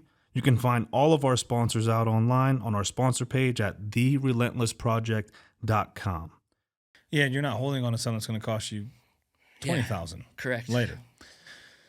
It's so funny you mentioned that. I just showed a house, so I looked at it and then showed a different client another house, and I was like, I could have swore I was just in here. Yeah, exactly. And it's like, man, didn't I just see this somewhere else? It's like this is, but on the investing side, I can see both sides. Like, hey, get the cheapest, most neutral stuff because whoever buys it, they could put their touch on it. And it's like I understand that. Yeah, I always think like my personal thought on investing is like, hey, there's a lot of like keep a lot the same, right? Like make it to where your material costs, like maybe you use the same like LVP flooring in this model of house, right? Like have a couple different styles, right? And then on each of those styles, like find one or two things in that property that you can like that are real value adds, right? Whether that's so I usually think bathroom or kitchen, right? Like, hey, maybe I put a different countertop in this kitchen and slightly nicer appliances. So maybe instead of it being $2,500 for my countertops, I spend $4,000. They look a lot nicer. Maybe I instead of spending $2,000 on my appliances, I spend $3,500 and I get the Samsung package, right? Like, it's like, okay, but that emotional connection that buyer's gonna have to like, oh, I love my kitchen, right? Like that's what moves the needle to get somebody to pull the trigger, right? Like I can see myself cooking in this kitchen for the next couple of years, or oh, I love this bathroom, I love the walk-in, like whatever it is, right? Like walk-in, double vanity, double vanity, walk-in shower wins, and it's like just, and at the end of the day, like that costs more money, but like when you look at the grand scale of what it's costing you to do the whole project, you're like, okay, it's costing me a little bit more, maybe a couple grand, but like I always tell people, if you budget that right on the front end, like as long as you didn't buy super tight, like I'm funding you that money. Like it's a reimbursement. You have to have it up front. You have to have some money up front to float it for a little bit until the work's done. But like, you know, you it's not like you need to have the extra $5,000 right now. It's like, okay, hey, I have $10,000 to get the project started. Okay, we'll recycle that 10,000 6 times if we need to, over and over and over. I'm gonna have to get with you, my boy. So you mentioned you coach football on the side. Yeah. While you're doing all this. Yeah. How does is that to help you stay grounded, or is this something you enjoy doing? Like, how does that play into? It's both. But what you're doing? Yeah, so it's both. I've coached for the last 29, so 7 years probably. I coached Friday, so obviously in college, you know, you play Saturdays, you get Friday nights off. So I would go back and sit in the booth or be on the sideline for my alma mater in high school, my senior year of college. So like that's how I kind of got exposure to it. And then like I knew those kids. You grew up in a town of, you graduate 30, everyone knew 30 me. people, like, yeah. like some of the kids there were like the ball boy when I was like a senior. And I'm like, this is crazy. But So that kind of got my exposure to it. It allowed me to stay close to the game. So I never really got far away from the game when it ended, right? Like I always think one of the biggest challenges being an athlete in any realm, any sport is when it ends. Is when that jersey comes off. When the jersey comes off, how do you transition, right? And so for me, the transition was like, okay, I'm not playing anymore. Now let me coach. And for a couple of years, it kind of was just like, business as usual. Like it kind of didn't like really feel any, like it was kind of just a time suck, to be honest. But it did keep me grounded. I enjoyed it. And then, probably around 25 or 26, you just kind of had a moment and you like sit back and you look at your life and you're like, man, I wouldn't be where I was at without the game and without the coaches I've had in my career. Like, God bless my high school basketball coach, because like my high school football coach, our offensive coordinator, like, dude, I vividly remember this one moment for my entire football career. It's like one of my most profound moments is we played a game. I dropped a 92-yard touchdown. It was something that it was easy. Like if I just catch the ball, I score. And so like the next week in practice, we ran the same route over and over and over and over. And like, I just couldn't, it was in my head that I couldn't catch it. Like I wasn't going to catch it. It didn't matter what I did. It wasn't going to happen. So I probably ran like 15 of these routes, man. And like, I don't think I caught one. And I'm so frustrated. Like I'm like seething, like literally seething. And he calls me out after practice. I walk off the field. I walk down. I'm like, dude, I'm done. Like, fuck this, I'm done. And I run into my basketball coach in the hallway, dude. I'm sobbing because I'm like so upset because I'm like, I know I can catch this ball. Like I've done it well before this. I'll do it again. But like right now, like I'm just a mess. So like I'm like shedding tears in the hallway of the high school outside of the gym while my teammates are at open gym that don't play football. And he's just like, it's fine. And like I'm swearing, calling my OC every name in the book. And like I look back now and I've called him and thanked him and been like, thanks, man. Like, thanks for demanding more of me and not allowing me to sink to that level of like, hey, I just can't do this. Like, I suck. Like, not letting me sit in that, like really forcing me out of my comfort zone. And I think like I go back to that moment a lot whenever I'm having a tough time. And not to say that they correlate at all. Like me dropping a pass and like me going to sleep at night with like the problems of the business or whatever rental properties going on, like completely different, but it's the same principles, right? I would argue. But that's where I'm going with all same this. Principles, right? It's the same principle of like something your performance at the time wasn't up to par, and going into this cycle of you feeling not good enough, not ready, not prepared, and I had not supposed to be here, and I had the self-doubt because I had already not done it in a real scenario, right? So then I just look at it like I'm big on giving back, right, and trying to make the people that follow us like shouldn't have to have it as hard as we had it, right? Like my parents, like their goal was always like, hey, your life should inherently be easier than ours was. Like that's why we sacrificed what we did. So it's like, that's my goal for the next generation. My kids, whenever I have kids, the kids I coach, like give them all the stuff that you wish you knew at that time, right? So that's how I really got like grounded in it. And like, it's funny because this year, so I was coaching at Avella, then I moved to Canamac. And so I coach at Canamac now. And this past year, we had a kid who, like, dude, I love him. One of the hardest workers. He knew everything. Kind of like was battling for a spot like all year, right? And he was a upperclassman, and like I was like, hey, you're losing your job to a younger guy. I get it. Like, just play your role. Like, I promise you. Like, I know it sucks, and I know it doesn't feel good right now.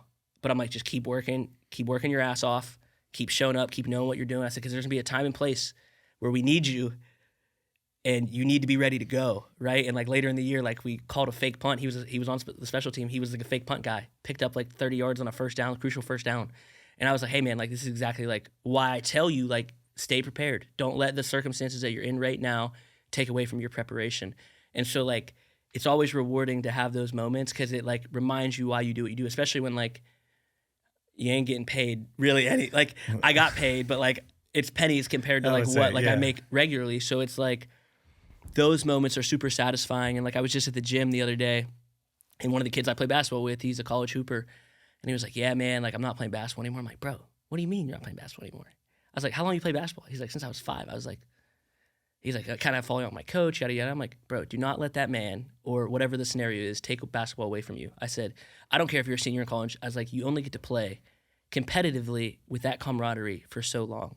hold on to it as long as you can. I was like, that means you have to transfer. Like, maybe that's what's best. Maybe that's God telling you, like, hey, I need to go find somewhere where I'm appreciated and I can contribute. And I said, maybe you get to play that team and then you get to give them 20 or 25 a game, right? Like the ultimate full I was circle. like, the ultimate full circle. And I was like, but don't let someone else take away something that you love, like, genuinely. Like, it's in your control. This is not something that's out of your control. You can completely control if you play basketball again. I was like, you can go somewhere else, or you can come back to that same place with the determination and motivation to say, there's no way that you cannot play me.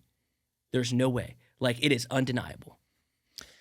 Yeah, and I feel like a lot of those lessons bleed into our lives way later on. You know, so like you played the game, you pull those lessons, and now you're coaching the game, which is a full circle because the coaches who had impact on you, you now get to be that coach for someone else. Yeah. And then those lessons also bleed into what you're doing. So what have you seen kind of like the lessons on the coaching side, like being that mentor, being that person who's played the game, understood the game, and now you're on the other side of it where you're now teaching the game. How does that bleed into what you're doing, like outside of work, when you're doing these loans, when you're having these business discussions, or when you have someone who wants to follow your wing in the business world? Like, how do those two kind of coincide? Yeah, I mean, I think it's just always, coaching is similar to selling, right? Like, it is, right? Like, Emotional manipulation. It's emotional intelligence, emotional manipulation, right? Like, whatever you want to call it. But it's like, everything I do, I like to think is tied back to really having like emotional or social intelligence, right? Like, understanding what somebody wants, right? Like, you want to be the starter. Okay, great. You want to go play college? Great. This is what you have to do. And like, I always extrapolate that with football, with numbers, right? It's like, hey, there's X amount of scholarships in the country. There's X amount of football players. Do you think you're the most talented player to ever catch a football or put on a set of pads? No. Okay. So you have to do something different than every other person that is more talented than you, which is I have to put time into the playbook. I have to watch film. I have to do X, Y, and Z. I have to know what the other team's going to do before they snap the ball. That way I can anticipate and react and be faster to the ball than the guy who's more talented than me that didn't watch any film, right? It's all in preparation, right? Like, somebody told me a long time ago, I think it's like a John Wooden or one of the famous coaches, it's like the 5 Ps, I think is what it is. It's like proper preparation prevents piss poor performance, right? Like, proper preparation, like, puts you, something like that. 6 Ps. Close enough. I like it. And so I'm like, I actually think it's 5. I think I added the piss poor. I think it just prevents poor performance. But regardless, I like 6. 6 Ps sounds better. But like, yeah, I mean, and so I just keep that same mentality with everything where it's like, hey, if I understand what they're trying to get out of this or what their goal is, I can do my best of what's in my ability to guide them to that goal, whether that's an investor, whether that's a player, whether that's a new agent, whether that's my business partners, whatever it is, right? Like, I'm good in lending. I'm not, my business partner would say I suck in operations, right? Like, if there's one thing I've learned, like, I'm not good at day-to-day, like, hey, we need to do this, this, and this. I'm like, I'm the vision guy, and I'm like, I know where to get the money. Like, let me do that. Yeah, everything else, like, we'll slowly get there. Yeah, dude, coaches play such a role in our lives. Like, you mentioned your story.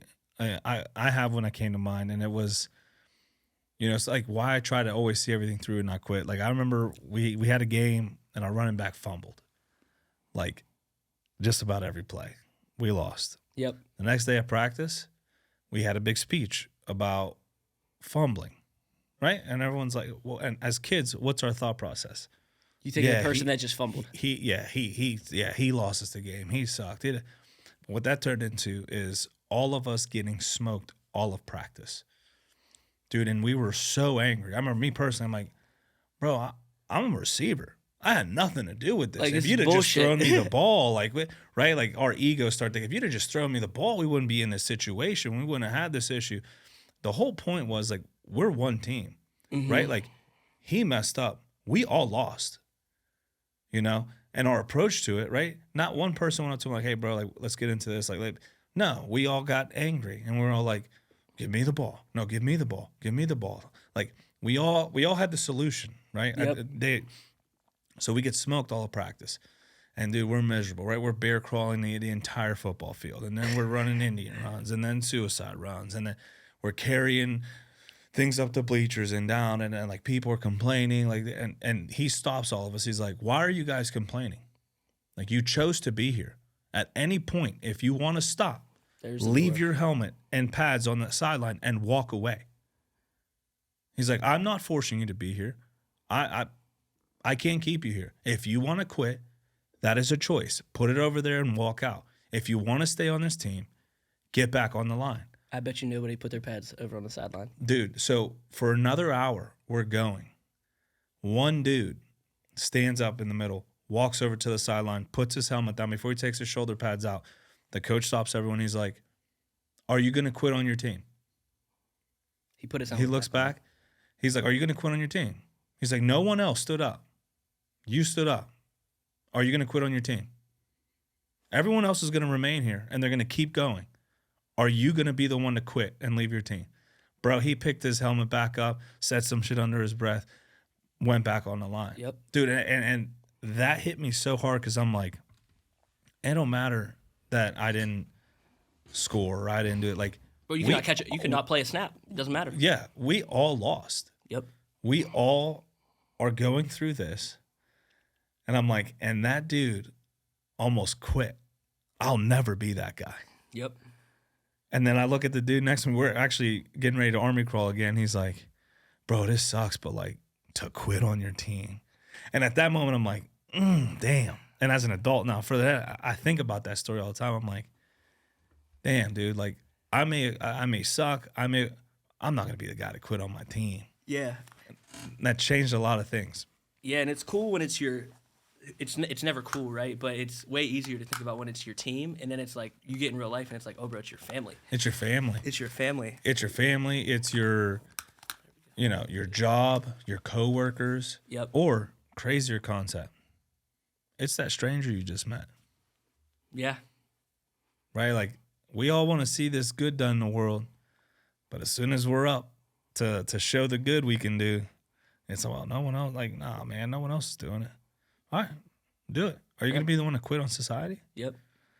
It's like, it's crazy when we think about it. But it's like, that's the beauty of coaching too, right? Is like, I try not to get too, obviously, like, everyone wants to get to the pinnacle of coaching. Like, my boy just coached the national championship for college football. It was sick. Kind of a big deal. Yeah, like, I was there. It was an awesome experience. Like, it was cool to see, like, his dreams come true, right? Because everyone's dream is to hoist that college football trophy, right?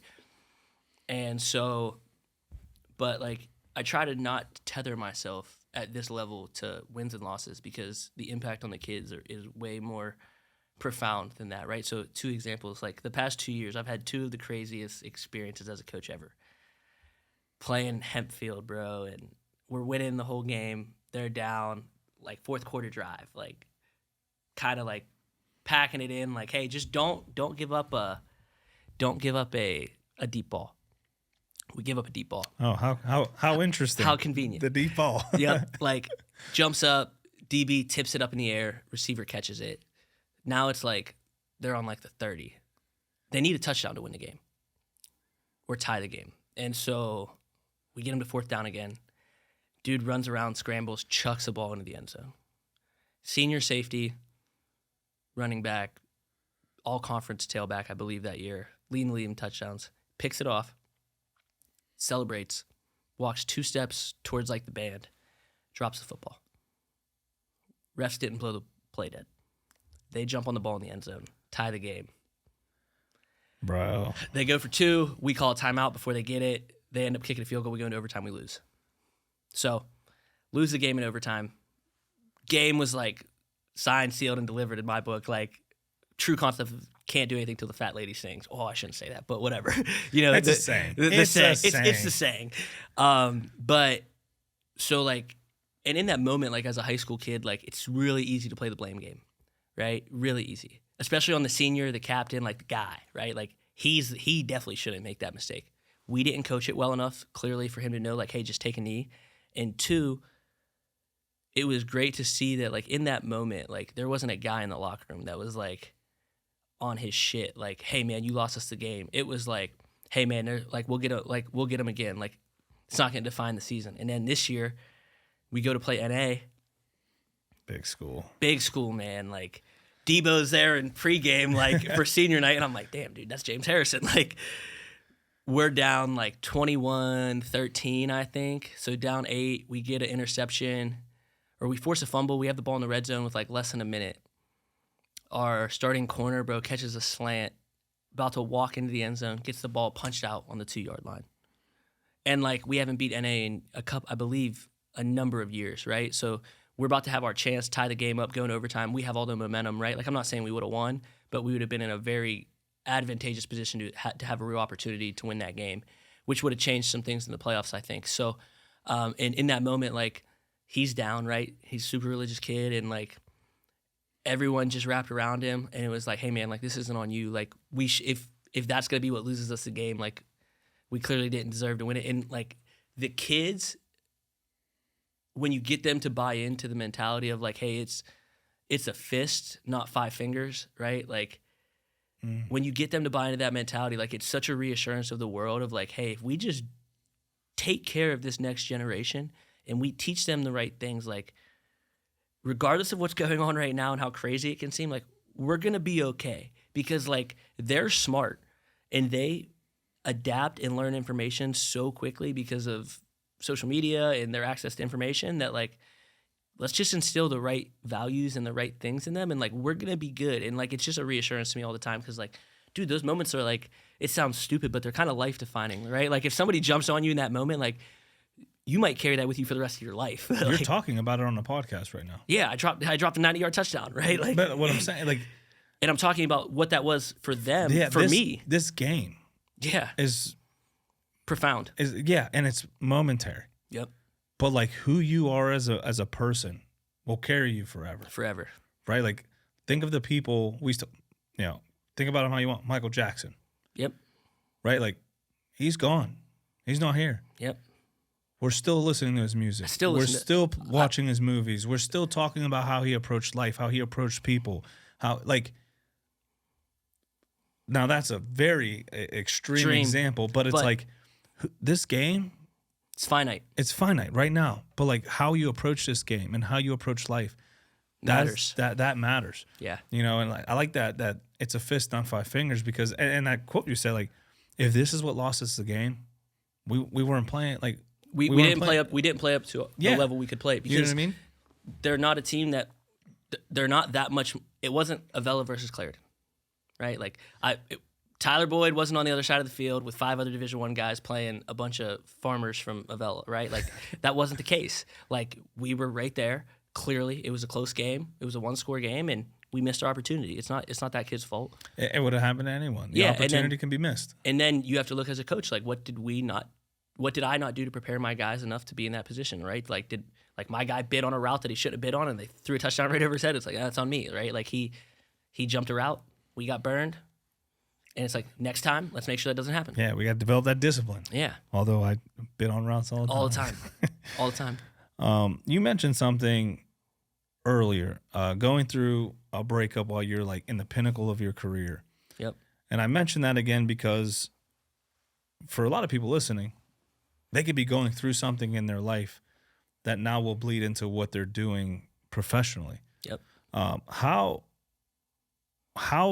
did you get through that? You mentioned bearing your head down, but before that, there's a process you have to follow, I'm assuming, or you went through something, some sort of thinking pattern that you're like, that led you to the decision of doing that. Yep.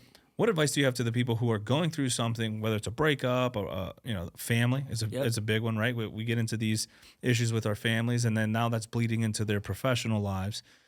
What advice do you have for them on getting through that and managing that?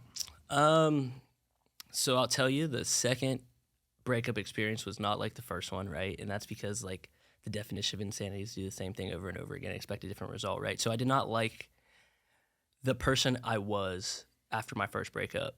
Like, when I look back at, like, I wasn't super proud of who I was. Like, I did what everyone thinks that people do as a male when you get broken up with. Everything. Hit the bars, was out, Having fun. Having fun. You know, I was doing all the Fun. I was having fun. And like I look back and I'm like, dude, I'm not super proud of who that guy was. Like, and my most recent one it was last year, right? So like I was 28 versus 23, 24. So I'm like, man, like I don't want to be that guy again. Like, so let me do everything as far opposite, right? And so what I did, I took in a ton of like, it's crazy to say, I listened to so many podcasts that like, and like not like the motivation, like get off your back. Like at the end of the day, like it's funny because I have the hoodie on too, but like it's super difficult to be a male. And like I've been broken up with in both scenarios, right? So I was like on the receiving end. So ego, all that, like, so I like just dug into like, hey, let me learn a little bit more about like being in a relationship, maybe some of the things I did. Like I tried to learn as much as possible, right? About myself, about relationships, about, you know, just disconnecting, going through grief, right? Because like at the end of the day, like we don't think of a breakup as grief, but like it's a traumatic experience, and and people grieve that person, those experiences, that future they saw with that person, just the same as you grieve really anything else. And obviously it's different. I would argue, and some people say this is a crazy take, but like I think grieving the life and the future that you had with somebody is almost as difficult as grieving the loss of somebody, and I've been through both of them recently. So like I can see how those like, can coincide. There's no coming back. Like my uncle passed in January, right? Like he's not coming back. It's Sorry to hear unfortunate. that. It's sad, and you deal with it and you process it. But like my exes, like I can still see them out, right? Like I could see them. I see, you know, and I think limiting your exposure to all of that, and because it's just noise. Like at the end of the day, like what's done is done. And it's just noise. So it's like eliminate the noise, get as far away from it as possible. And you have to look yourself in the mirror and be like, hey, what wasn't working, right? Like why? Like at the end of the day, this person chose to be with me at one point for a reason. And then at some point they chose not to be with me for a reason. What were those reasons? Are those things about myself that I'm not willing to change? Or are those things that like they had every right to not like that part about me, right? So like the one big example, right, and some of my friends know because we were just joking about the other day, but my first relationship, like when it ended, bro, I was drinking like a fish. Like the people who can drink to like, hey, I'm gonna sip a glass of wine, that is a foreign concept to me. It's all or nothing, right? Which is kind of, I would say, stereotypical of like entrepreneurs, like you're all in or you're all out kind of deal. So like that's how I perceived it, and that's how I was with drinking. Like if I drank, bro, I drank to black out and like have a good time and have fun. I didn't drink just to like enjoy a beer or a tequila on the rocks. Like it didn't matter, right? Tequila. I miss it. So the most recent time when I was like, dude, I just done dry January.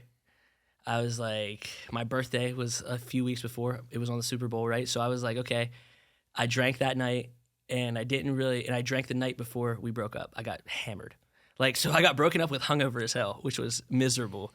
Almost miserable. a good metaphor too. Yeah, so I felt like I was getting punched in the head by Mike Tyson. I'm like, dude, I need to not drink for a while. Because the last time when I got broken up with, like, I did not make good decisions when I was drinking. So, like, I just stopped drinking, and then I think the last time I drank was, like, February 22nd of last year. So, like, I'm well over a year at this point. Congrats. Yeah, so it's been pretty life-changing. Like the clarity, the sleep, like the recovery, like and it just goes far beyond like I quickly learned I didn't really enjoy drinking.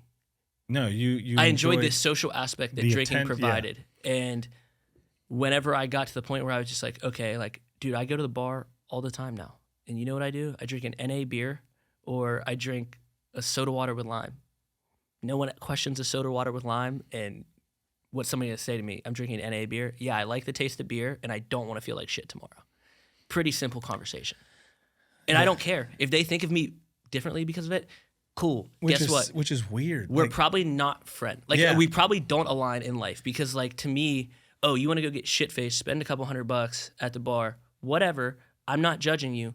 But you're going to judge me because I don't want to. I was just going to say that's so weird. And I was that in college, like when people weren't drinking, I'm like, you lose, you know. Yep, same way. You know, but the older I get, the more like when someone makes that decision, I look at them, I'm like, yo, that's like dope. Yeah. Like you've like in a society that like embellishes drinking and then overindulging, and it's like you can still put yourself and there's people who won't put themselves in those environments because they understand because they themselves. understand their personality. Like Yeah.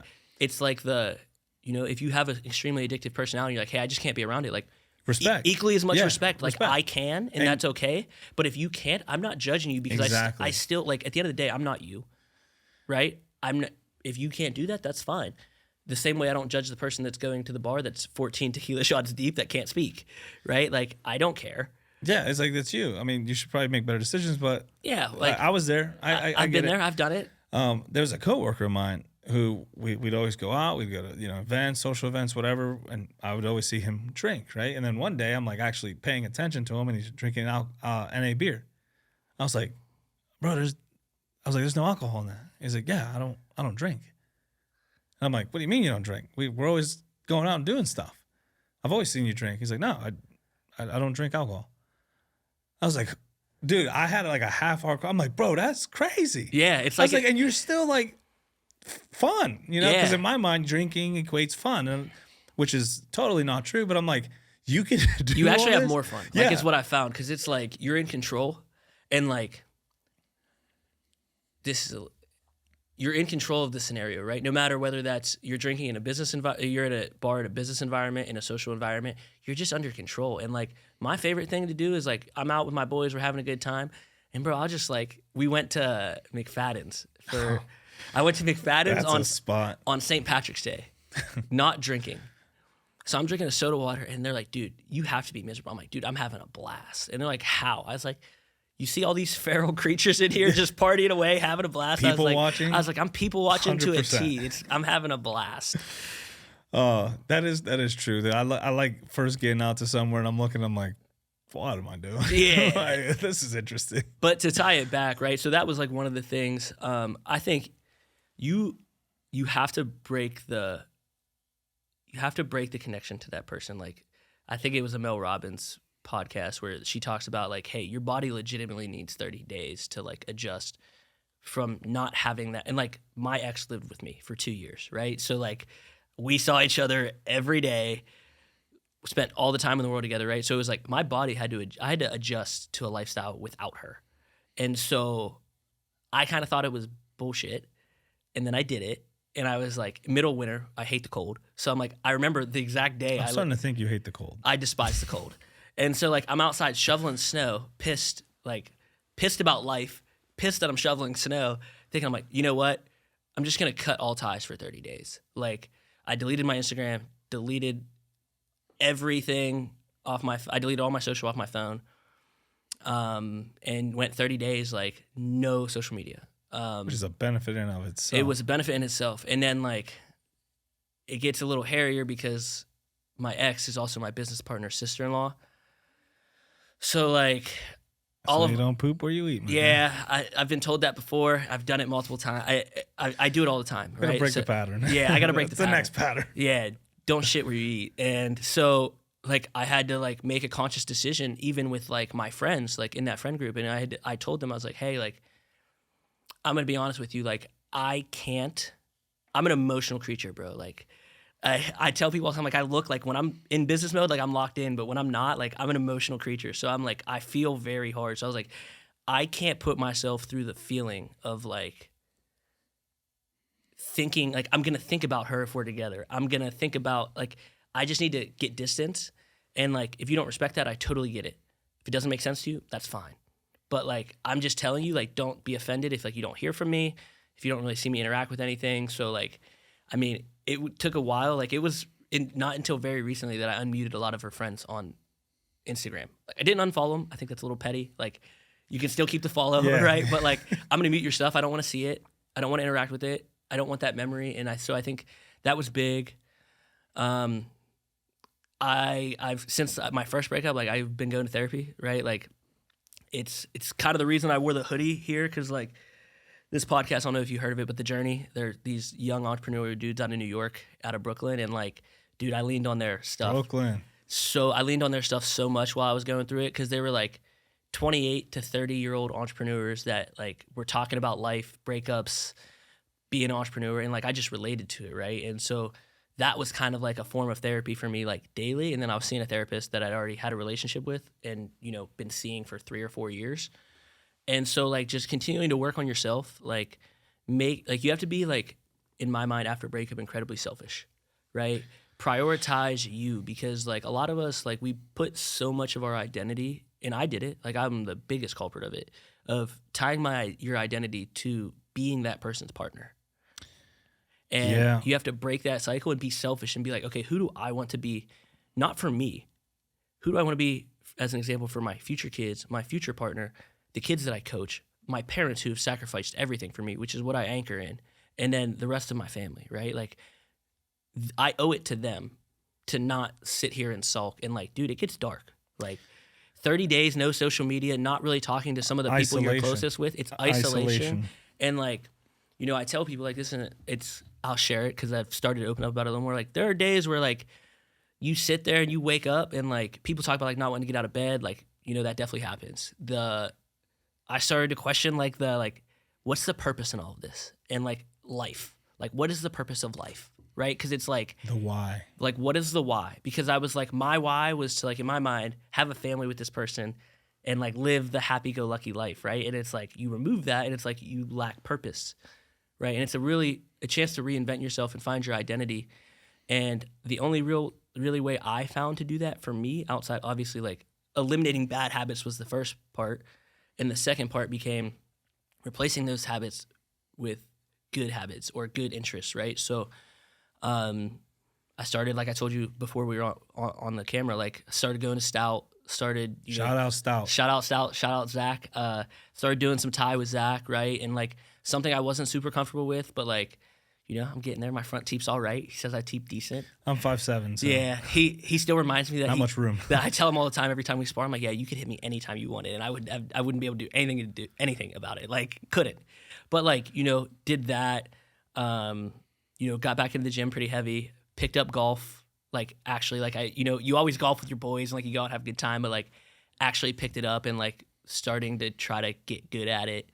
And then like kind of distance running and like just doing hard shit, right? Like because doing hard shit. Like it's the greatest therapy is setting a goal that like in your mind is like, I can't do this.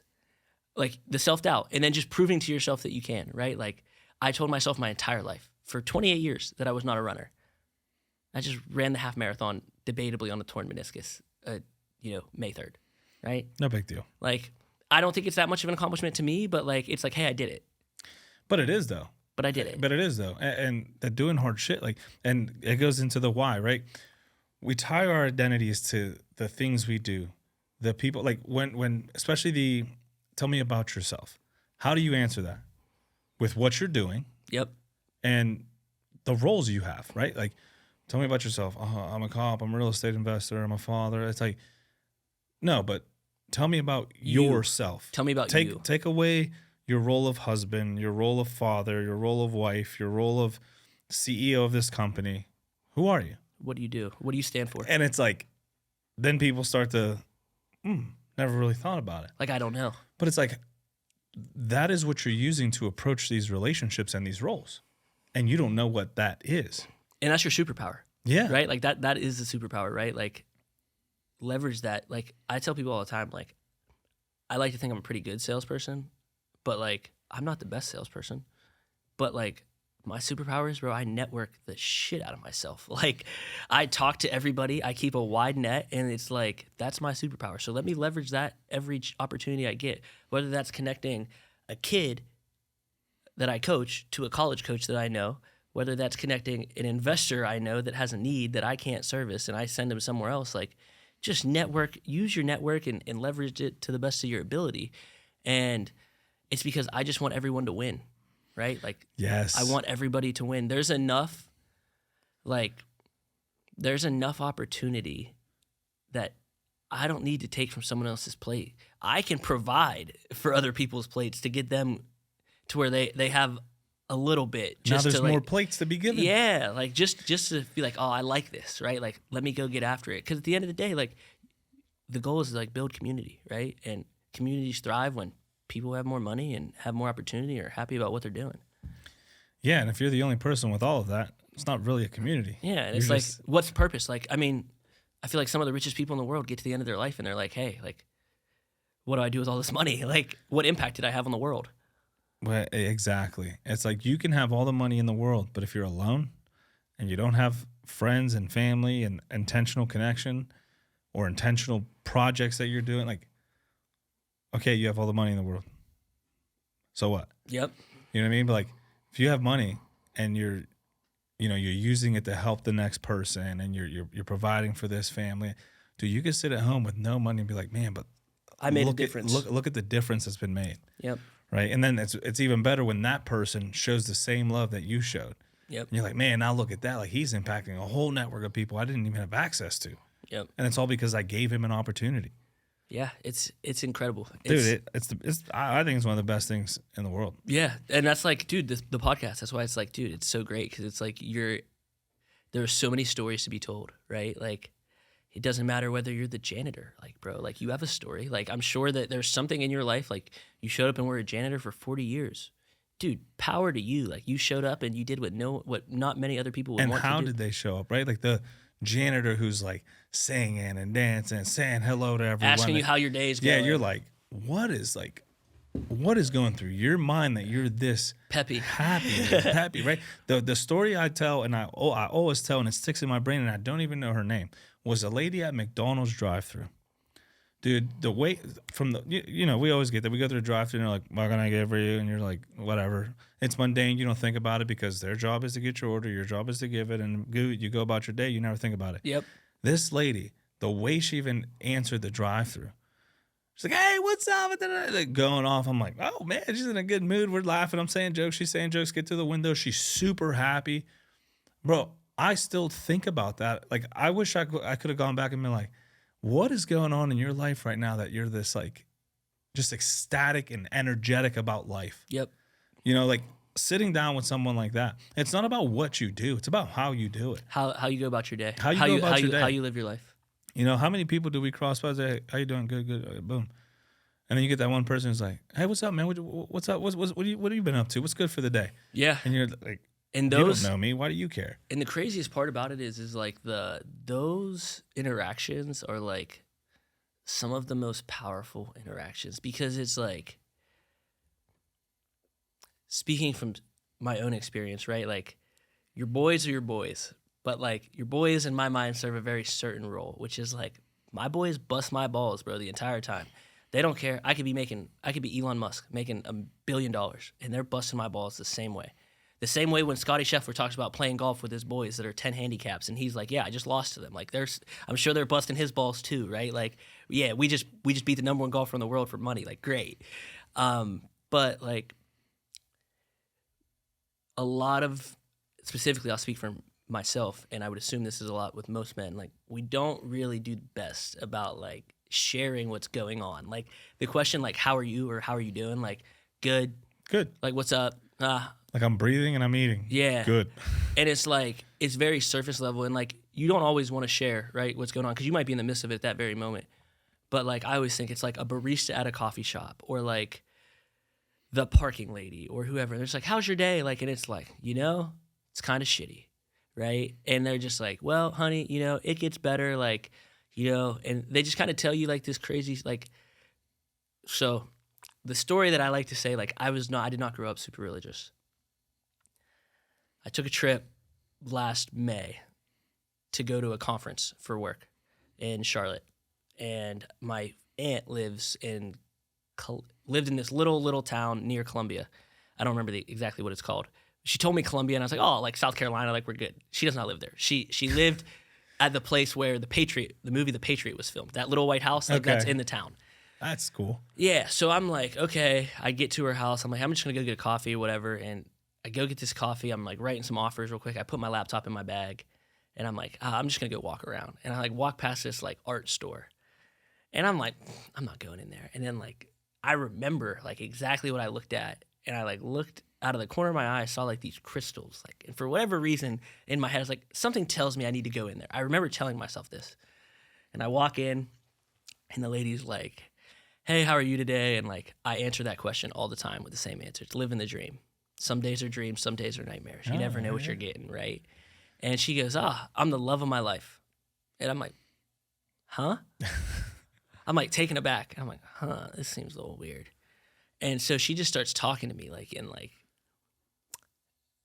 the only way I know how to describe it is it was like prophetic. Like she was a prophet, like literally just like speaking to me exactly what I needed to hear, right? Like I'm 3 months out from a pretty impactful breakup. She's telling me all this stuff about myself that I haven't told this lady anything about my life. And she's just like saying these things, and every single thing is right. Takes me outside, does this like white sage bath type deal. And like, mind you, I'm going to therapy, like I meditate, like I do all the things, but I'm like, this is a little, Yeah. mind you, I'm sitting there thinking, I'm like, dude, I have my book bag in there that has both my laptops, both my phones, my iPad. Like, I'm like, is this going to be like The Hangover? Am I going to go back inside and like none of my shit be there and I just got robbed? And I was like, whatever, just like lean into it, right? And so I'm there, and like, it was like a soul cleansing experience. And like at the end, she had just said something about like reading the Bible, like, and like we started talking about it, and I was like, no, like I'm not super religious, like yada yada yada. And like I left that interaction, and I was like, on the way home, I was like, I'm buying a Bible on the way home. And so like I drove home.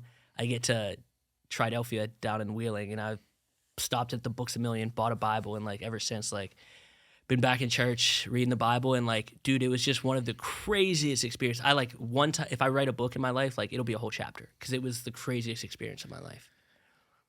And it's those experiences that could literally derail or give you a new trajectory. Yeah, and the craziest part about it was like, dude, that self-doubt train, right? Like I'm driving to this event, and the whole time I'm questioning like myself, like, hey, am I just running away from all my problems in at home, right? Like, am I just getting away because I want to not be in my environment? Definitely some truth to that. I remember I was going across the New River Gorge because I hate bridges. So like I'm cop, but whatever. I'm going like 90 across the New Out River of my Gorge jurisdiction, brother. because I'm like, dude, I don't want to be on this bridge like at all. Like, let me just get off this bridge. So I'm flying across it, and I just remember like I get across the bridge, and like, again, this experience has not happened yet. So I'm like in the car, and I'm like, obviously I don't close my eyes. I'm staring straight out, but I'm like, He's like, Jesus, take the wheel. I'm like, man, God, please just let me know. I said, I feel like I'm running away from a lot of my problems right now. And I said, please just let me know like that there's some purpose behind this. And so like I go to this event, you know, a lot of high net worth, a lot of really successful people. I have imposter syndrome as soon as I walk in. Like I don't feel the part. Quickly feel part of the room, like start contributing. And then like I go to my aunt's and have this experience, and I'm like, wow. I'm like, if that wasn't the sign like that I thought I needed, like I don't know what is. And like I very easily, like if I hadn't done the work on myself to like be removed from like what was going on in the day to day and really think about myself, like I may have missed it. Right? Yeah, and even after that, you could have not. And I could have not chose to that. get the Bible, should have chose not to find a church. Like I could have chose to not do any of that, right? And not saying that wouldn't have been okay, but like in my moment, I just knew it was what I needed. Because when I'm super like anal about like not reinventing the wheel, right? Like you see super successful people, right? Just do what they do, right? Like a lot of them get up early, a lot of them work out, a lot of them are super disciplined and like respectful of their time, and like it's hard to get on their calendar. And it's like, okay, that's what they do. So I started to do, you start to model yourself after that. And then it's like, but something's missing. Like something doesn't feel right. And so then like I think about like those who like I really look up to, and it's like, bro, they all have a very great relationship with their faith.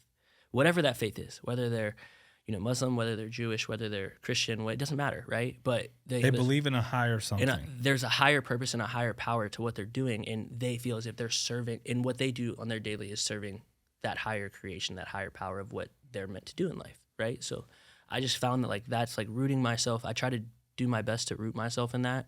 I'm not super loud about it, as the Bible would tell me I should be, but like, it's like everyone, it's all baby steps. Everyone finds their own level of comfort and comfortability and a way to impact, right? So like, I love when our kids have a Bible study like that, and they pray before every game, like player led, not coach led, right? And it's like, I love to see it. And like, I try to be as involved with it as possible. Cause it's like, hey, I want you guys to know, like, it's not for a long time. Like, I don't know how much older than you older than me. You are, but I'm guessing a little bit, but not too far. How old do you think I am? We're going to stop right there. How old do you think I am? Like 31, 32. I'll take that. I'm 32. Okay. So I was like, okay, he's probably a couple years older than me, but I'm like, okay. Like, it wasn't really the cool thing to be, like, religious and in the church, like, when we grew up, right? And it's like, there's kind of a shift right now where, like, it's, like, not cool to be religious, but, like, it's not, like... It's okay. It's okay. And, like, it's okay to not drink, and it's okay to live, like, a straight-edge lifestyle. And it's like, I want to lean into all that for the kids and the next generation so that they know, like, hey, bro, like, you don't need to go with the crowd. Like, be the black sheep. It'll pay off. Like, always keep that in mind. The Bible talks about that too. Yeah. How I don't want to say the end of times because that sounds like the end of times for us could be Tomorrow. 500 more years. Yeah. Or tomorrow. Yep. Right? Like in the span of time. And relative of time. Yeah, it could be any time. But it talks about how in the end of times there's going to be a big draw towards Jesus. Yep. And we see this all over. Like our Muslim brothers, a lot of them are there's a lot of reports that they're dreaming about Jesus. Yep. You know, and it's just like, and this isn't to get into a religious debate, but it's like this timeless book that so many people are against have never even opened it and read it, right? Yep. And I was the same way. I wasn't big religious. Yep. I actually hate religion. Yep. In the sense, The right? structure. The structured concept. Yes, because religion killed Jesus, right? Like Yep.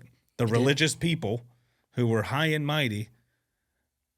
So it's the concept of religion. I always bother with. So when people ask me, I'm like, I have a relationship with Jesus and God. Yeah. Like Absolutely. that's how I like to approach it.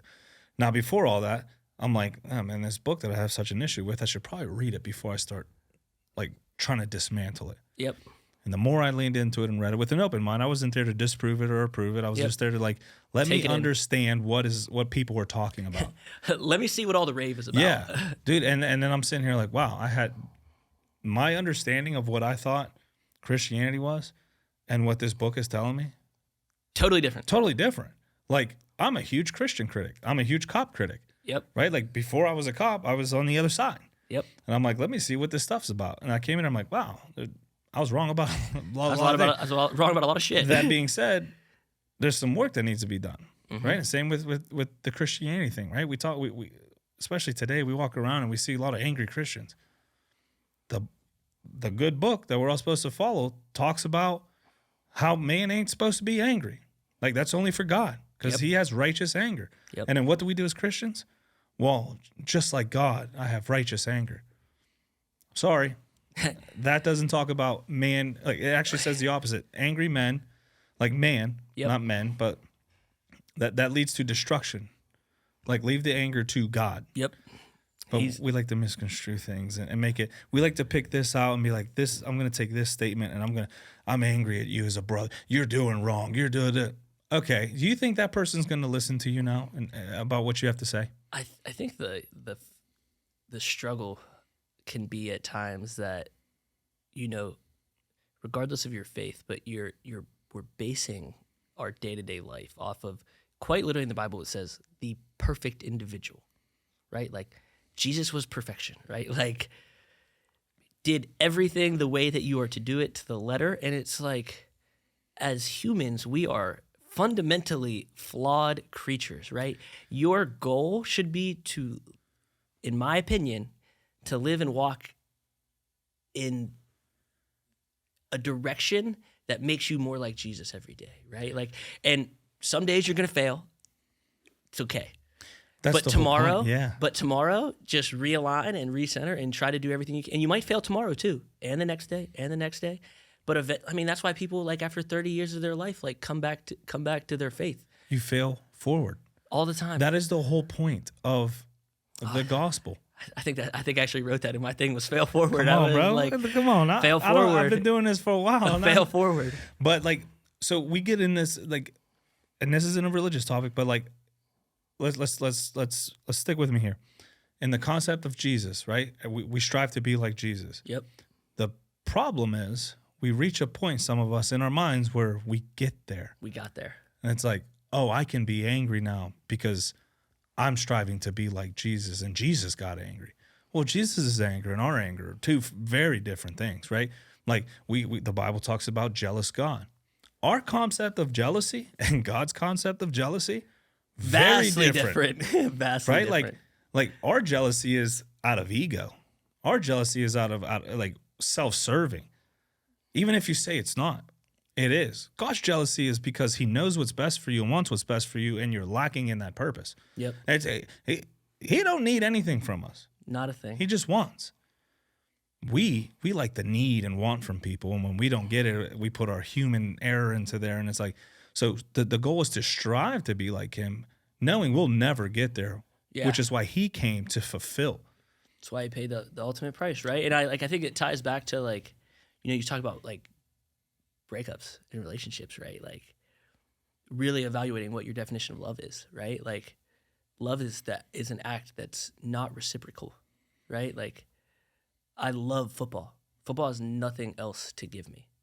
Yeah. I can just give to the game more, and I can give to the kids. And like in theory, it could give me, I guess, a job in football and a career or like whatever. But like football doesn't owe you anything. But it doesn't owe me anything, right? Like, and like neither does your partner, and neither does anything else in your life. And like just reevaluating what your definition of love is, and it's a non-reciprocated act, right? Like I don't need you to do something for me to love you or love this. Like I love it or love you the same way, whether you reciprocate that feeling and that emotion or not. Which is how, like, I feel like why as guys, like friendships are always like super interesting, because like, bro, I love my boys, and it's like, but by nature, like we also do kind of want something back from them at some point in time. It's like, oh yeah, bro, like I gave you that compliment, like I need that compliment back. That's now. the whole point. Is it's easy to love someone who quote unquote loves you back, who Correct. does good for you, who invests in you, who sacrifices for you. But when you meet that person who doesn't do that, Can you love them the same? Can you love them the same? Yeah. If you can't, that's not love. Correct. They're like there's some sort of exchange you're anticipating, right? And from our partners, right? When you say I do and you marry, it's like, I love you, not because you cook for me and clean for me and provide for me and do this, but it's like if there was a day you didn't do that, would I still love you? Yes, that should be the answer. I say the hope is yes. If it's not, then like, do you really love this person, right? Because reevaluate. Like that's a good point. Love is not something that should be required to be reciprocated. Required to be reciprocated. Yep. Because there are going to be days where it's not. Like, I mean, like we have this fairy tale of like what life is, right? Like we tell ourselves, and it's because part of it is because we consume so much like media, right? Like we see the good, right? And it's like, oh, like life's going to be this. Like, dude, life is fucking hard. There's no way to cut it. Whether you're a billionaire or whether you make no money or whether you are 18 or 90, it is fucking hard. And like we have this perception that it's just going to be easy and that every day, and like the concept of 50-50, like in a relationship, right? Like, yeah, I mean, maybe when you look at the scales at the end of your relationship, you should hope that it's somewhere close to 50-50, right? Or 60-40 or something along those lines. But like there are going to be stretches of life, especially depending on what lifestyle you live, where that is not very reasonable, right? Like if you're in a relationship with somebody who's super ambitious and entrepreneurial and wants to take all these risks, like life is probably going to be uncomfortable for a period of time. It might be 110 at that point. Right? Like, yeah, it might be 90-10. It might be 100-0, right? Like I might not have any love extra after my day to give you, but you being there for me and loving me the same, like does not go unnoticed. Like I feel it. I understand it. I just have nothing left in the tank right now. And I would genuinely be doing you a disservice by trying to act like I have anything left in the tank. And that's the whole, like even that scale, right? 90-10, it's like 100-100 in anything, right? Like a job you do. If it's giving you only 50% of benefits, don't give it 50% intention, because then you're not going to get anything. You'll be like, well, why am I being passed up for opportunity or whatever? And it's like, well, you're only giving 50%. Well, you're only giving me this. Okay. So take the 100% approach. Even if it's 90% of what you normally do, give it 100% of that 90%. Give it, if you have 1%, give it 100% of that 1% you have left. Like be super intentional with whatever you have left in the tank. With anything, right? And if you fail, you're going to fail forward. And that's that whole like Jesus concept with life or businesses. Like if you push towards something good and you have good intention and you're making those steps, you will fail. But you're going to fail forward, rather than if you just don't try at all, you don't try to get prepared, you don't do your research, you don't do your homework, you don't try to learn, You fail there, you just fail.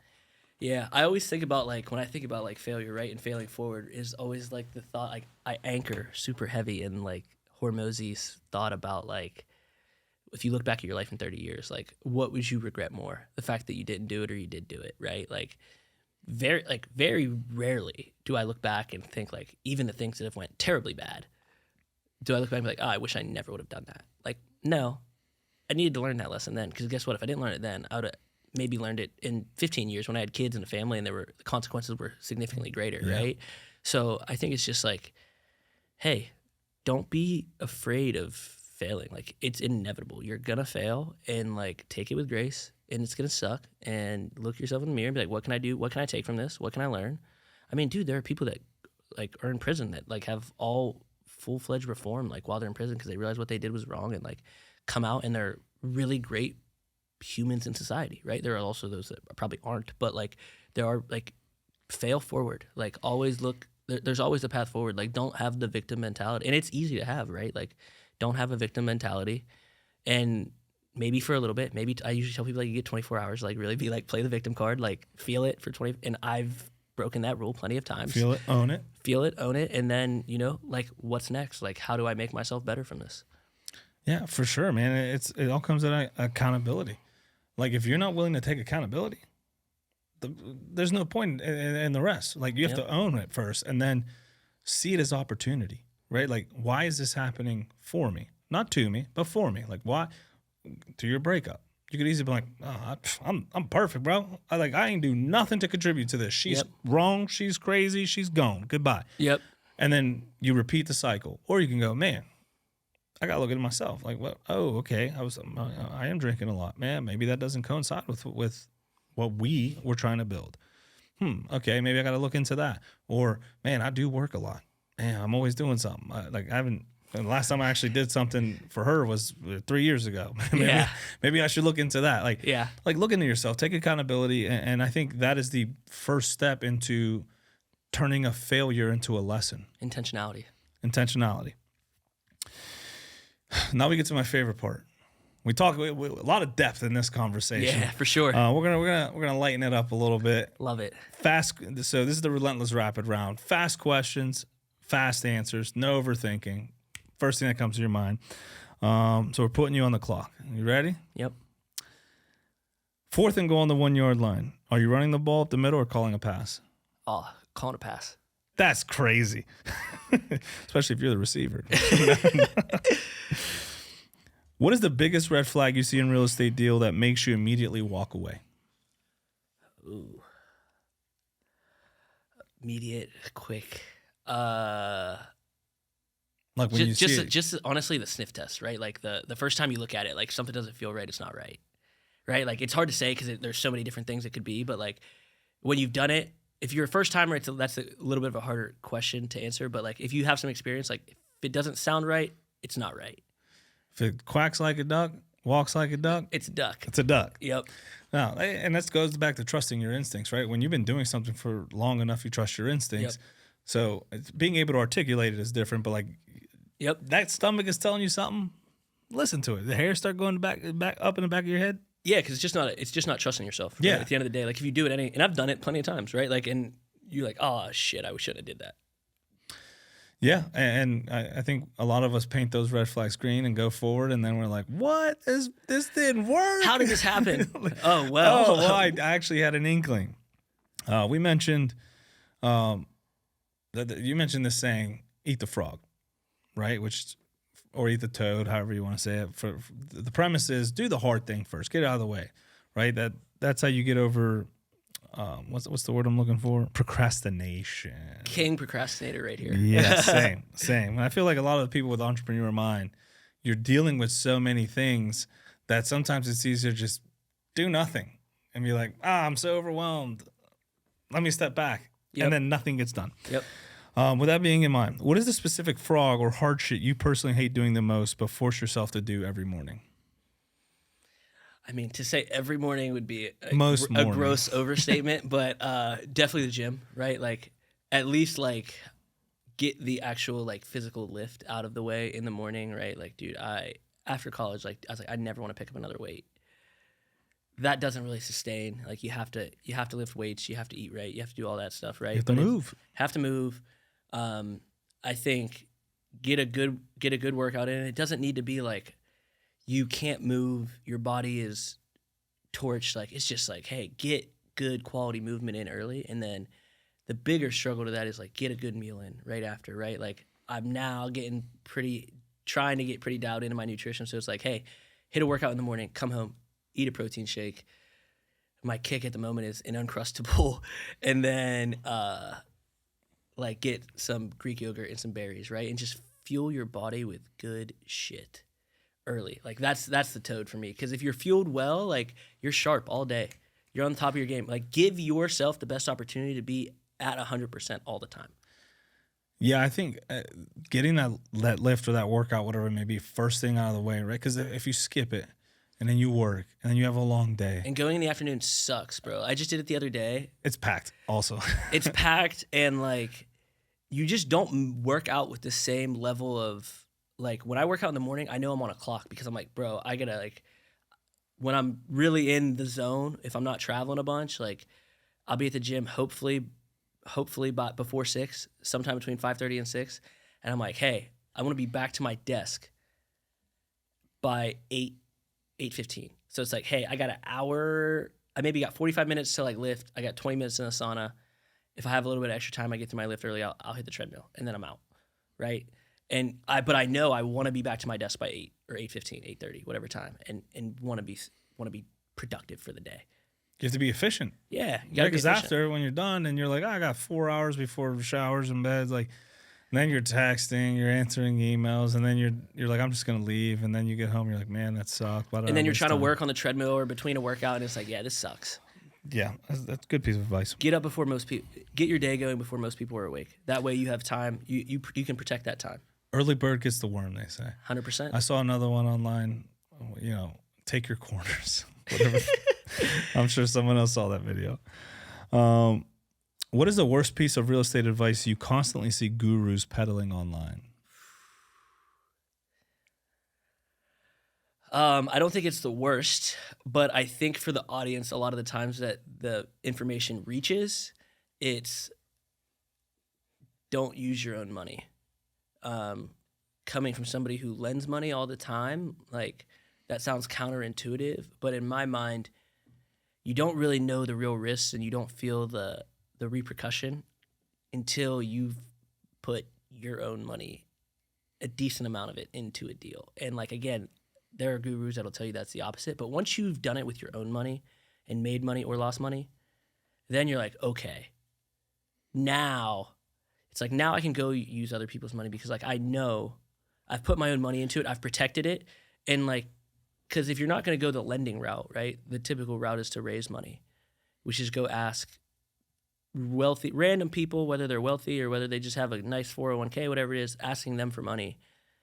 And it's like, bro, that's you have to really think about that. Like, yes, you're providing them a service and you're getting them a better return on that money, but that's somebody's retirement. That's somebody's nest egg for their grandkids or their kids. And it's like, if you're going to be careless with that money or you don't trust yourself with that money, like, why would you even go ask? Right? Because if you don't know that you can do it with your own money, like that's just my personal belief. Like the buy-in, right? Like if you can do it with your own money, you trust your process, you refine your process. Yep.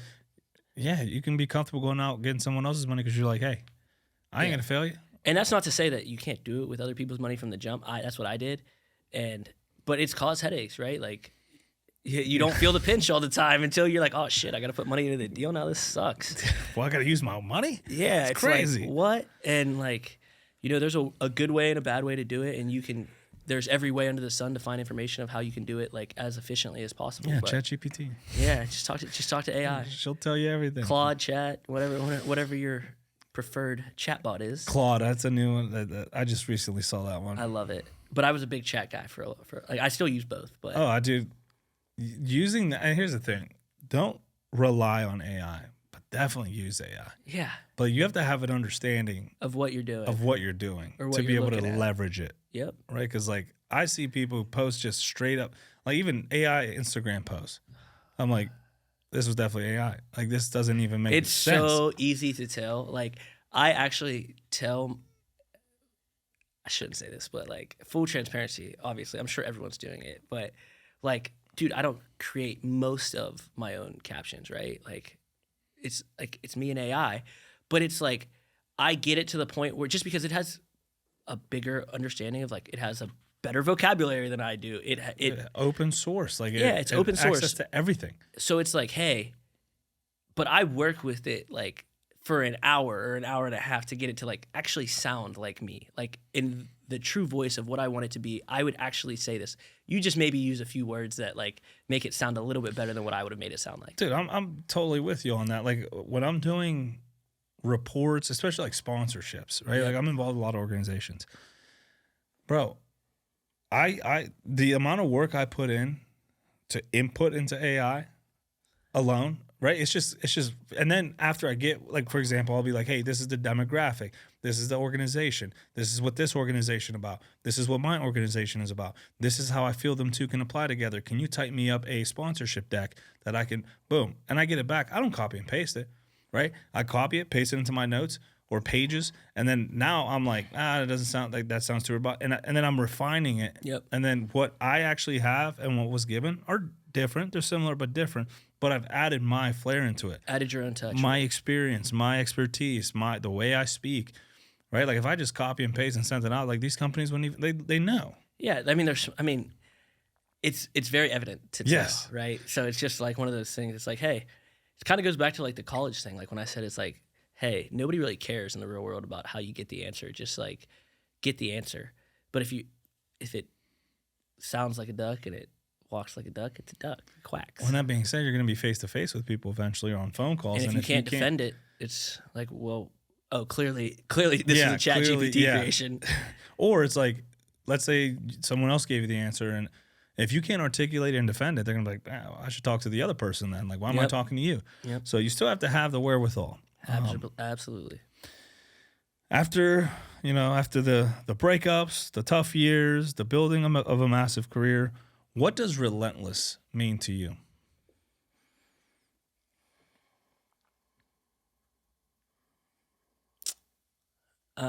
Probably just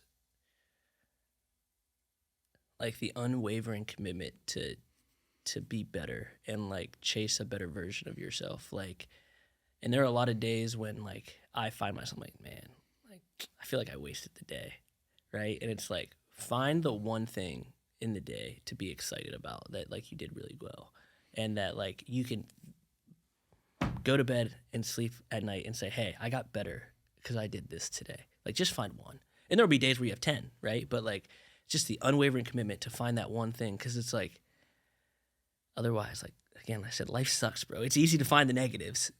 Find the positive every day. Just be relentless about that, because like that's what pushes you through the hard times, is finding something to be happy about in the absence of a good mood or something to be happy about, right? Like be relentless about that. Like, and if you find that you can't, or you're struggling to find something, then like look at yourself and relentlessly dig into who you are and maybe reinvent yourself a little bit, right? Like I like to think I'm on like version 5 of CJ, like, and I'm not going to be happy until I'm at like probably version like 20, and I might not be happy at version 20, right? But like every day is an opportunity to reinvent yourself, and just be relentless about that. Like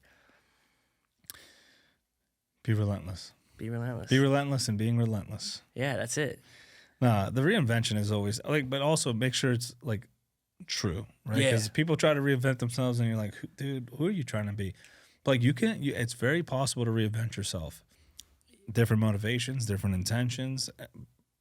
But and I think like the one thing that I think about the most, especially like, obviously you have a platform, right? And like the one thing like I always like to say, like, hey, use your platform, like whatever it is. And I chose the hoodie I wore today specifically because on the back it says something along the lines of don't be afraid to ask for help, right? Like it's something that in our society feels like it, like I'm sure you know, it's taboo, right? Like it feels like it's wrong to ask for help, right? Nobody got to where they got to for the most part without some sort of help, whether that was in business, whether that was in life. Like, man, sometimes you just got to reach out and ask for help. Like I tell people all the time, like, hey, Are there days where if you ask me to like go like hypothetically sit in the mud with you and like just listen, like there are probably some days where I don't have time. But like if you tell me like, hey bro, like I'm going through it, like I just need somebody to talk to you, like, bro, I'll be honest with you, there's not a paycheck big enough in the world that's gonna get me to not sit there on the phone with you and listen to what you're going through, because at the end of the day, like humanity is so much more important than a dollar. Yeah. So like, don't be afraid to ask for help. Nobody gets through it alone. Yeah, and the tough part is like, you know, some people's version of asking for help is just telling you my issues. Yeah. But like if someone, and there's an excuse for like we should be better at like reading that, but like people have their own issues. So like if you're just telling me your issues and I'm like, oh man, like, you know, I connect with you, go, like you didn't ask me for help. So that person may overlook that. Yeah. You know, be intentional with it. Hey bro, I'm struggling right now. I don't know what to do. Like you do. I had a dude literally reach out to me yesterday on Instagram, and it was in my, you know, the request folder. So you never even see those. And he told me a story. He's like, hey bro, like I need help. I need advice. Like what would you recommend? Yeah. The first thing I said, well, bro, and I always say this, like if you've reached out to me, my first sentence is always this. Thank you. Thank you for reaching out. Like, thank you for saying what you did. I really appreciate that. Yep. And then I get into the message. Because, like, you looking at something, admiring it, and then reaching out to tell that person, like, hey, bro, really like what you're doing. I think it's good for whatever. I'm struggling with this. Like, what? That takes a lot. Dude, it takes an incredible amount of confidence. I mean, like, that sounds, like, counterintuitive, right? But it, like... It takes a lot of confidence. I'm guessing that you don't know this guy. Right? I don't. Right? Like, you don't know this guy from me before I walked in the door, and it's like, hey, he's trusting you with, like, some of probably the most dark and, like, important moments of his life. And it's like, hey, if you're willing to put that faith in me, like, thank you for trusting me. Yeah. Thank you that I have that impact on you, and, like, I'll do whatever I can, because, like, that's kind of what it, like, impact is what matters to me. Like, money doesn't matter. Like, how do we make a difference in other people's lives? And I think that's like, dude, that's the hardest part. Like, and the one thing I got very good at is like, also as guys, as you've heard, I've heard on like every relationship podcast in the world, like, and entrepreneurs, you want to solve a problem, right? Like, I'm a problem solver. It's what I do every day. So like, I now ask the question like, hey, do you want me to give you solutions to these problems, or do you want me to just listen? Because there are times where they already know what they need to do. Sometimes they just don't have anybody to voice that out loud with, because a lot of the times, like, I'm a big believer in, if at this point in my life, because I used to not be this way, is if you don't write it down or say it out loud, it's not real, right? Like, if you say you have a problem drinking, but you can't write it down that, hey, I'm not going to drink for 30 days, or I'm not going to drink today, it's not real. Or even saying it out loud. Like or say it out loud. Like, right, we'll think it. But yeah. But saying it is just too real. Because it's not real yet. Until it comes out of my mouth or I write it down, it's not real, right? And so, like, I always, like, dude, it's just it's such an empowering moment when somebody comes to you and they're like, hey, I need help. Like, which often leads me to believe, like, am I in the wrong career field? Because that's super satisfying, right? Like, not to say, like, I get off on, like, helping people, but, like, dude, it's just such a good feeling. Like, I go to sleep and I'm like, man, I feel like I might have been able to make a difference today. Yeah. No, I mean, if that's what you're selfish about, helping people, great. Yeah, That's a yeah, good thing like to be selfish about. Yeah, for sure. Well, like, I would love to be selfish about that. Like, that's what this platform's for. That's what you're doing, that's right? Literally Like, what the platform's for. If my card is punched, I hope that people remember me as like, man, he showed love whenever he was able to. Yep. And he helped me with this. And he helped provide a platform to provide access to real stories.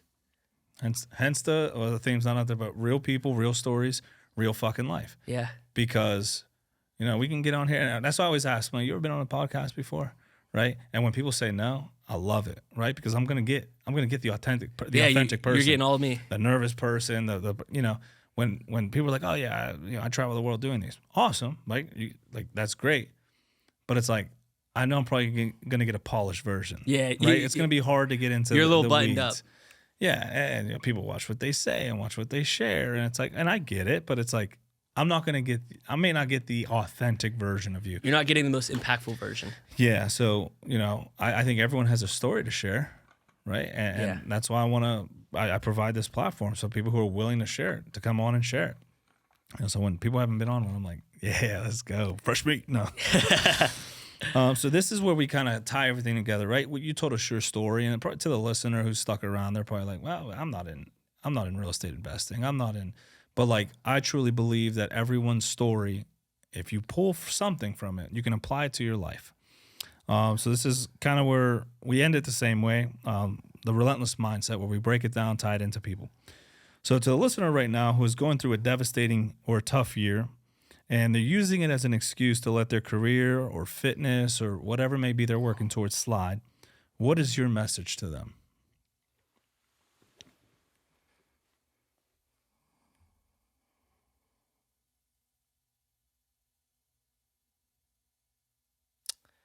First things first is baby steps.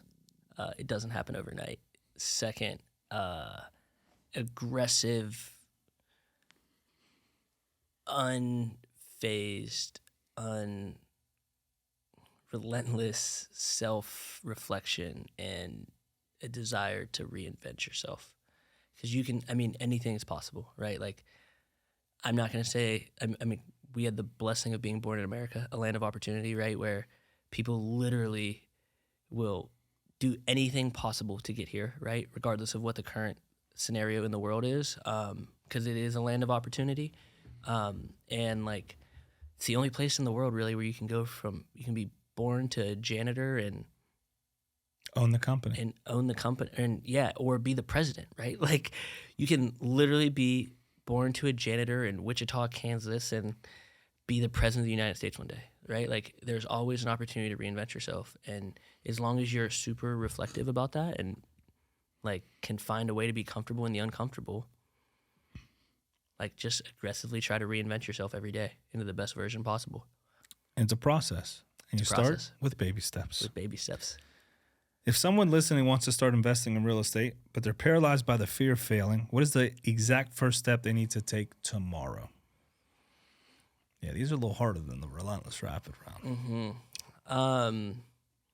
I would say, one, look into your network and see if there's somebody that's already doing it, and like, just ask if you can help in any way.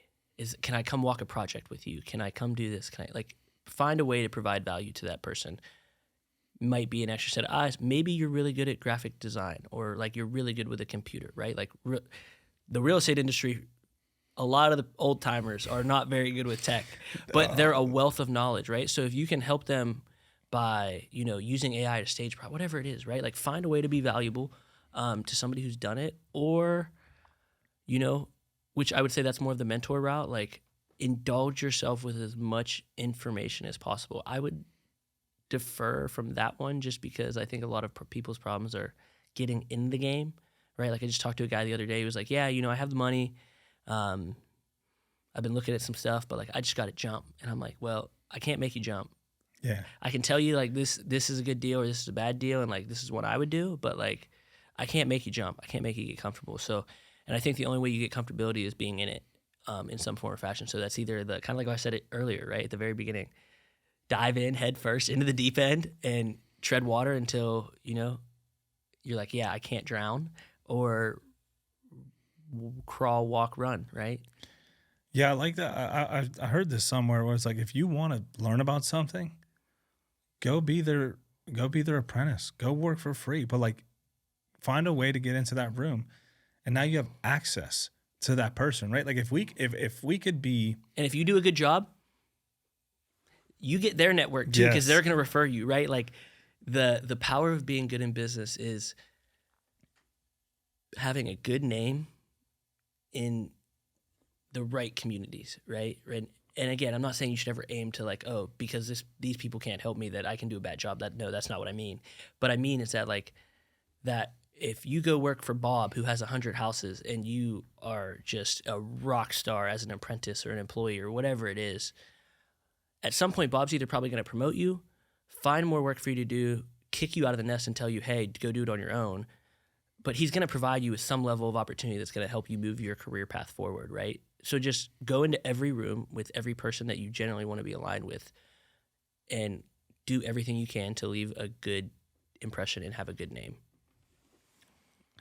Yeah, I honestly, watch how that changed. The reason I'm here today is just surrounding myself with good people who decided to give you a invest in me. chance. They gave me a chance. A kid who didn't deserve one, but I was like, I obviously have to provide these people value because it ain't free. You did deserve it, but like you just in the moment you felt like you didn't, right? We'll go that. you didn't have everything figured out quite yet. Like on paper, it didn't make sense probably to give you a chance, but they did. But there was something in you that told them like, hey, and I mean, dude, that's the beauty of life, right? Is like we're all flawed, so it's like, hey, just because Bob has 100 houses and he drives a Lambo and he lives in, Hamptons or wherever. Doesn't mean that he didn't also, like, you don't know what Bob's story was. And maybe you know a little bit of it from what he shared maybe in an article or in a podcast, but like, do you really know about like all the hard times he went through as a kid? Or like maybe he, like, how many multimillionaires are there in real estate that have been in jail? Like a ton of them, a ton of them. They're like, yeah, when I was 18, I went to prison. They're like, yeah, when I was 18, I went to prison. I'm like, oh, okay. Right. Like, so go to prison. Step one. Go to prison. Step one. What's next for you? Your organizations, your real estate portfolio. What can people expect next from you 2026, 2027 and beyond? Yeah, that's a great question. It's changing every day. A little bit of what I'm doing right now is just like, it's my partner. I was just on the phone with him yesterday. The word of the year is stabilize, right? So let's stabilize, get a really, really comfortable base right now, because we've been in like a little bit of a whirlwind for the past 18 months. So hey, let's stabilize. Let's get a really good foundation. And then, let's just explore opportunity whenever we feel comfortable again. From a lending perspective, I mean, if you need money, call me. I got your money. I'll certainly more than willing to help and find you a home for whatever project you're looking to do. But, I think personally, like one of the things the two things I'm super passionate about, right, is, like I said earlier, like kind of providing a younger, mature audience with affordable housing, right? And in my mind, that's got it. There's like some part of it, it's like I want to develop, have never done it. I've worked with clients who've done it. Probably I'll partner up on some stuff and get my feet wet. But I think long term is do that. And then, we come from a cradle of, I had a conversation with a gentleman yesterday who fits this bill, but a cradle of just talent and athletes and entertainers. And it's kind of like what we were talking about before, right? There's so much Pittsburgh has produced, and greater Pittsburgh has produced so much when you look at it on a national scale, right? Like, I mean, how many Hall of Famers do we have? How many this, that, the other, right? And then you look at some of our communities and it's like, man, they're blighted, right? And like those people that live in those communities also deserve good quality housing, right? That they can afford. And like, how do you get there? I mean, I don't know. I don't have all the answers, but I know that like from a capital and a resources perspective, the people with capital that have experienced even some of these blighted neighborhoods are there. And so it's, making the right connections, opening the right doors, and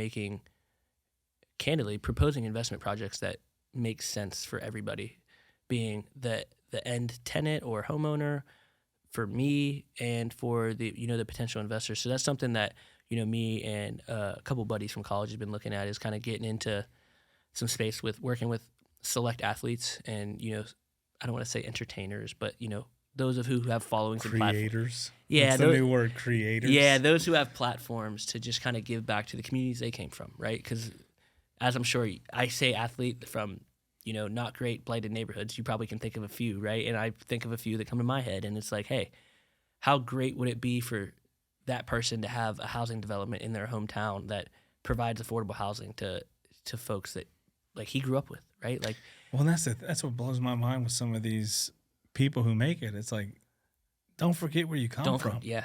Like, provide that opportunity. The opportunity you needed, you begged for, you wished was there. And you worked for it. Like, let's not get it twisted. You worked for it, but like, give that opportunity back to the next generation. Man, that I'm excited to see what that looks like. And this is going to be the easiest question I asked you all show. Hopefully.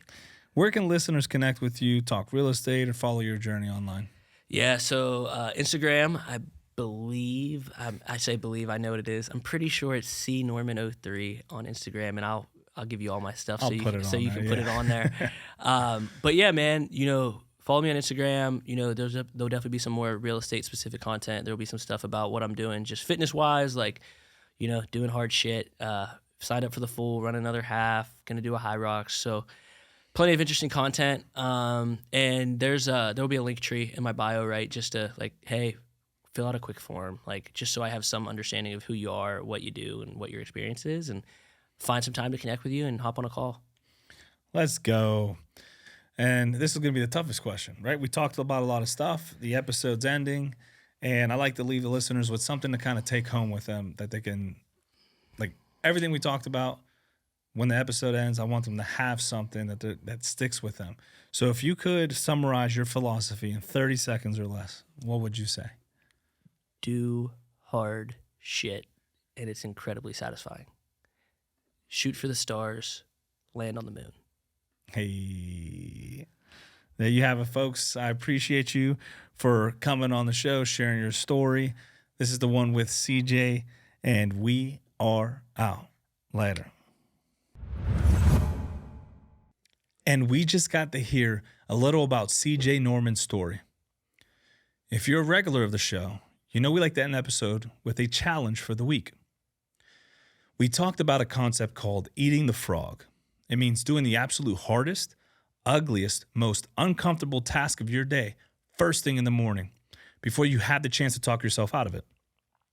Your challenge this week is the Eat the Frog Challenge. Starting tomorrow morning and for the next 7 days, I want you to identify the one task you've been dreading. Maybe it's a difficult phone call, a brutal workout, or having a tough conversation with your spouse. I want you to wake up and execute that task before you do anything else. Before you check Instagram, before you answer emails, get the hard shit out of the way early and watch how it changes the momentum of your entire life. If you took anything away from this episode, share it with one friend you think would be inspired by this conversation. Follow the Relentless Project on Instagram, X, and YouTube at Relentless PRJCT. Like, share, subscribe, drop a comment, show some love so we can keep bringing you awesome guests with relentless stories. And remember, we don't settle, we don't quit, and we don't wait for permission. Love you all. I'm Ish. This is the Relentless Project, and I will see you on the next one. Later.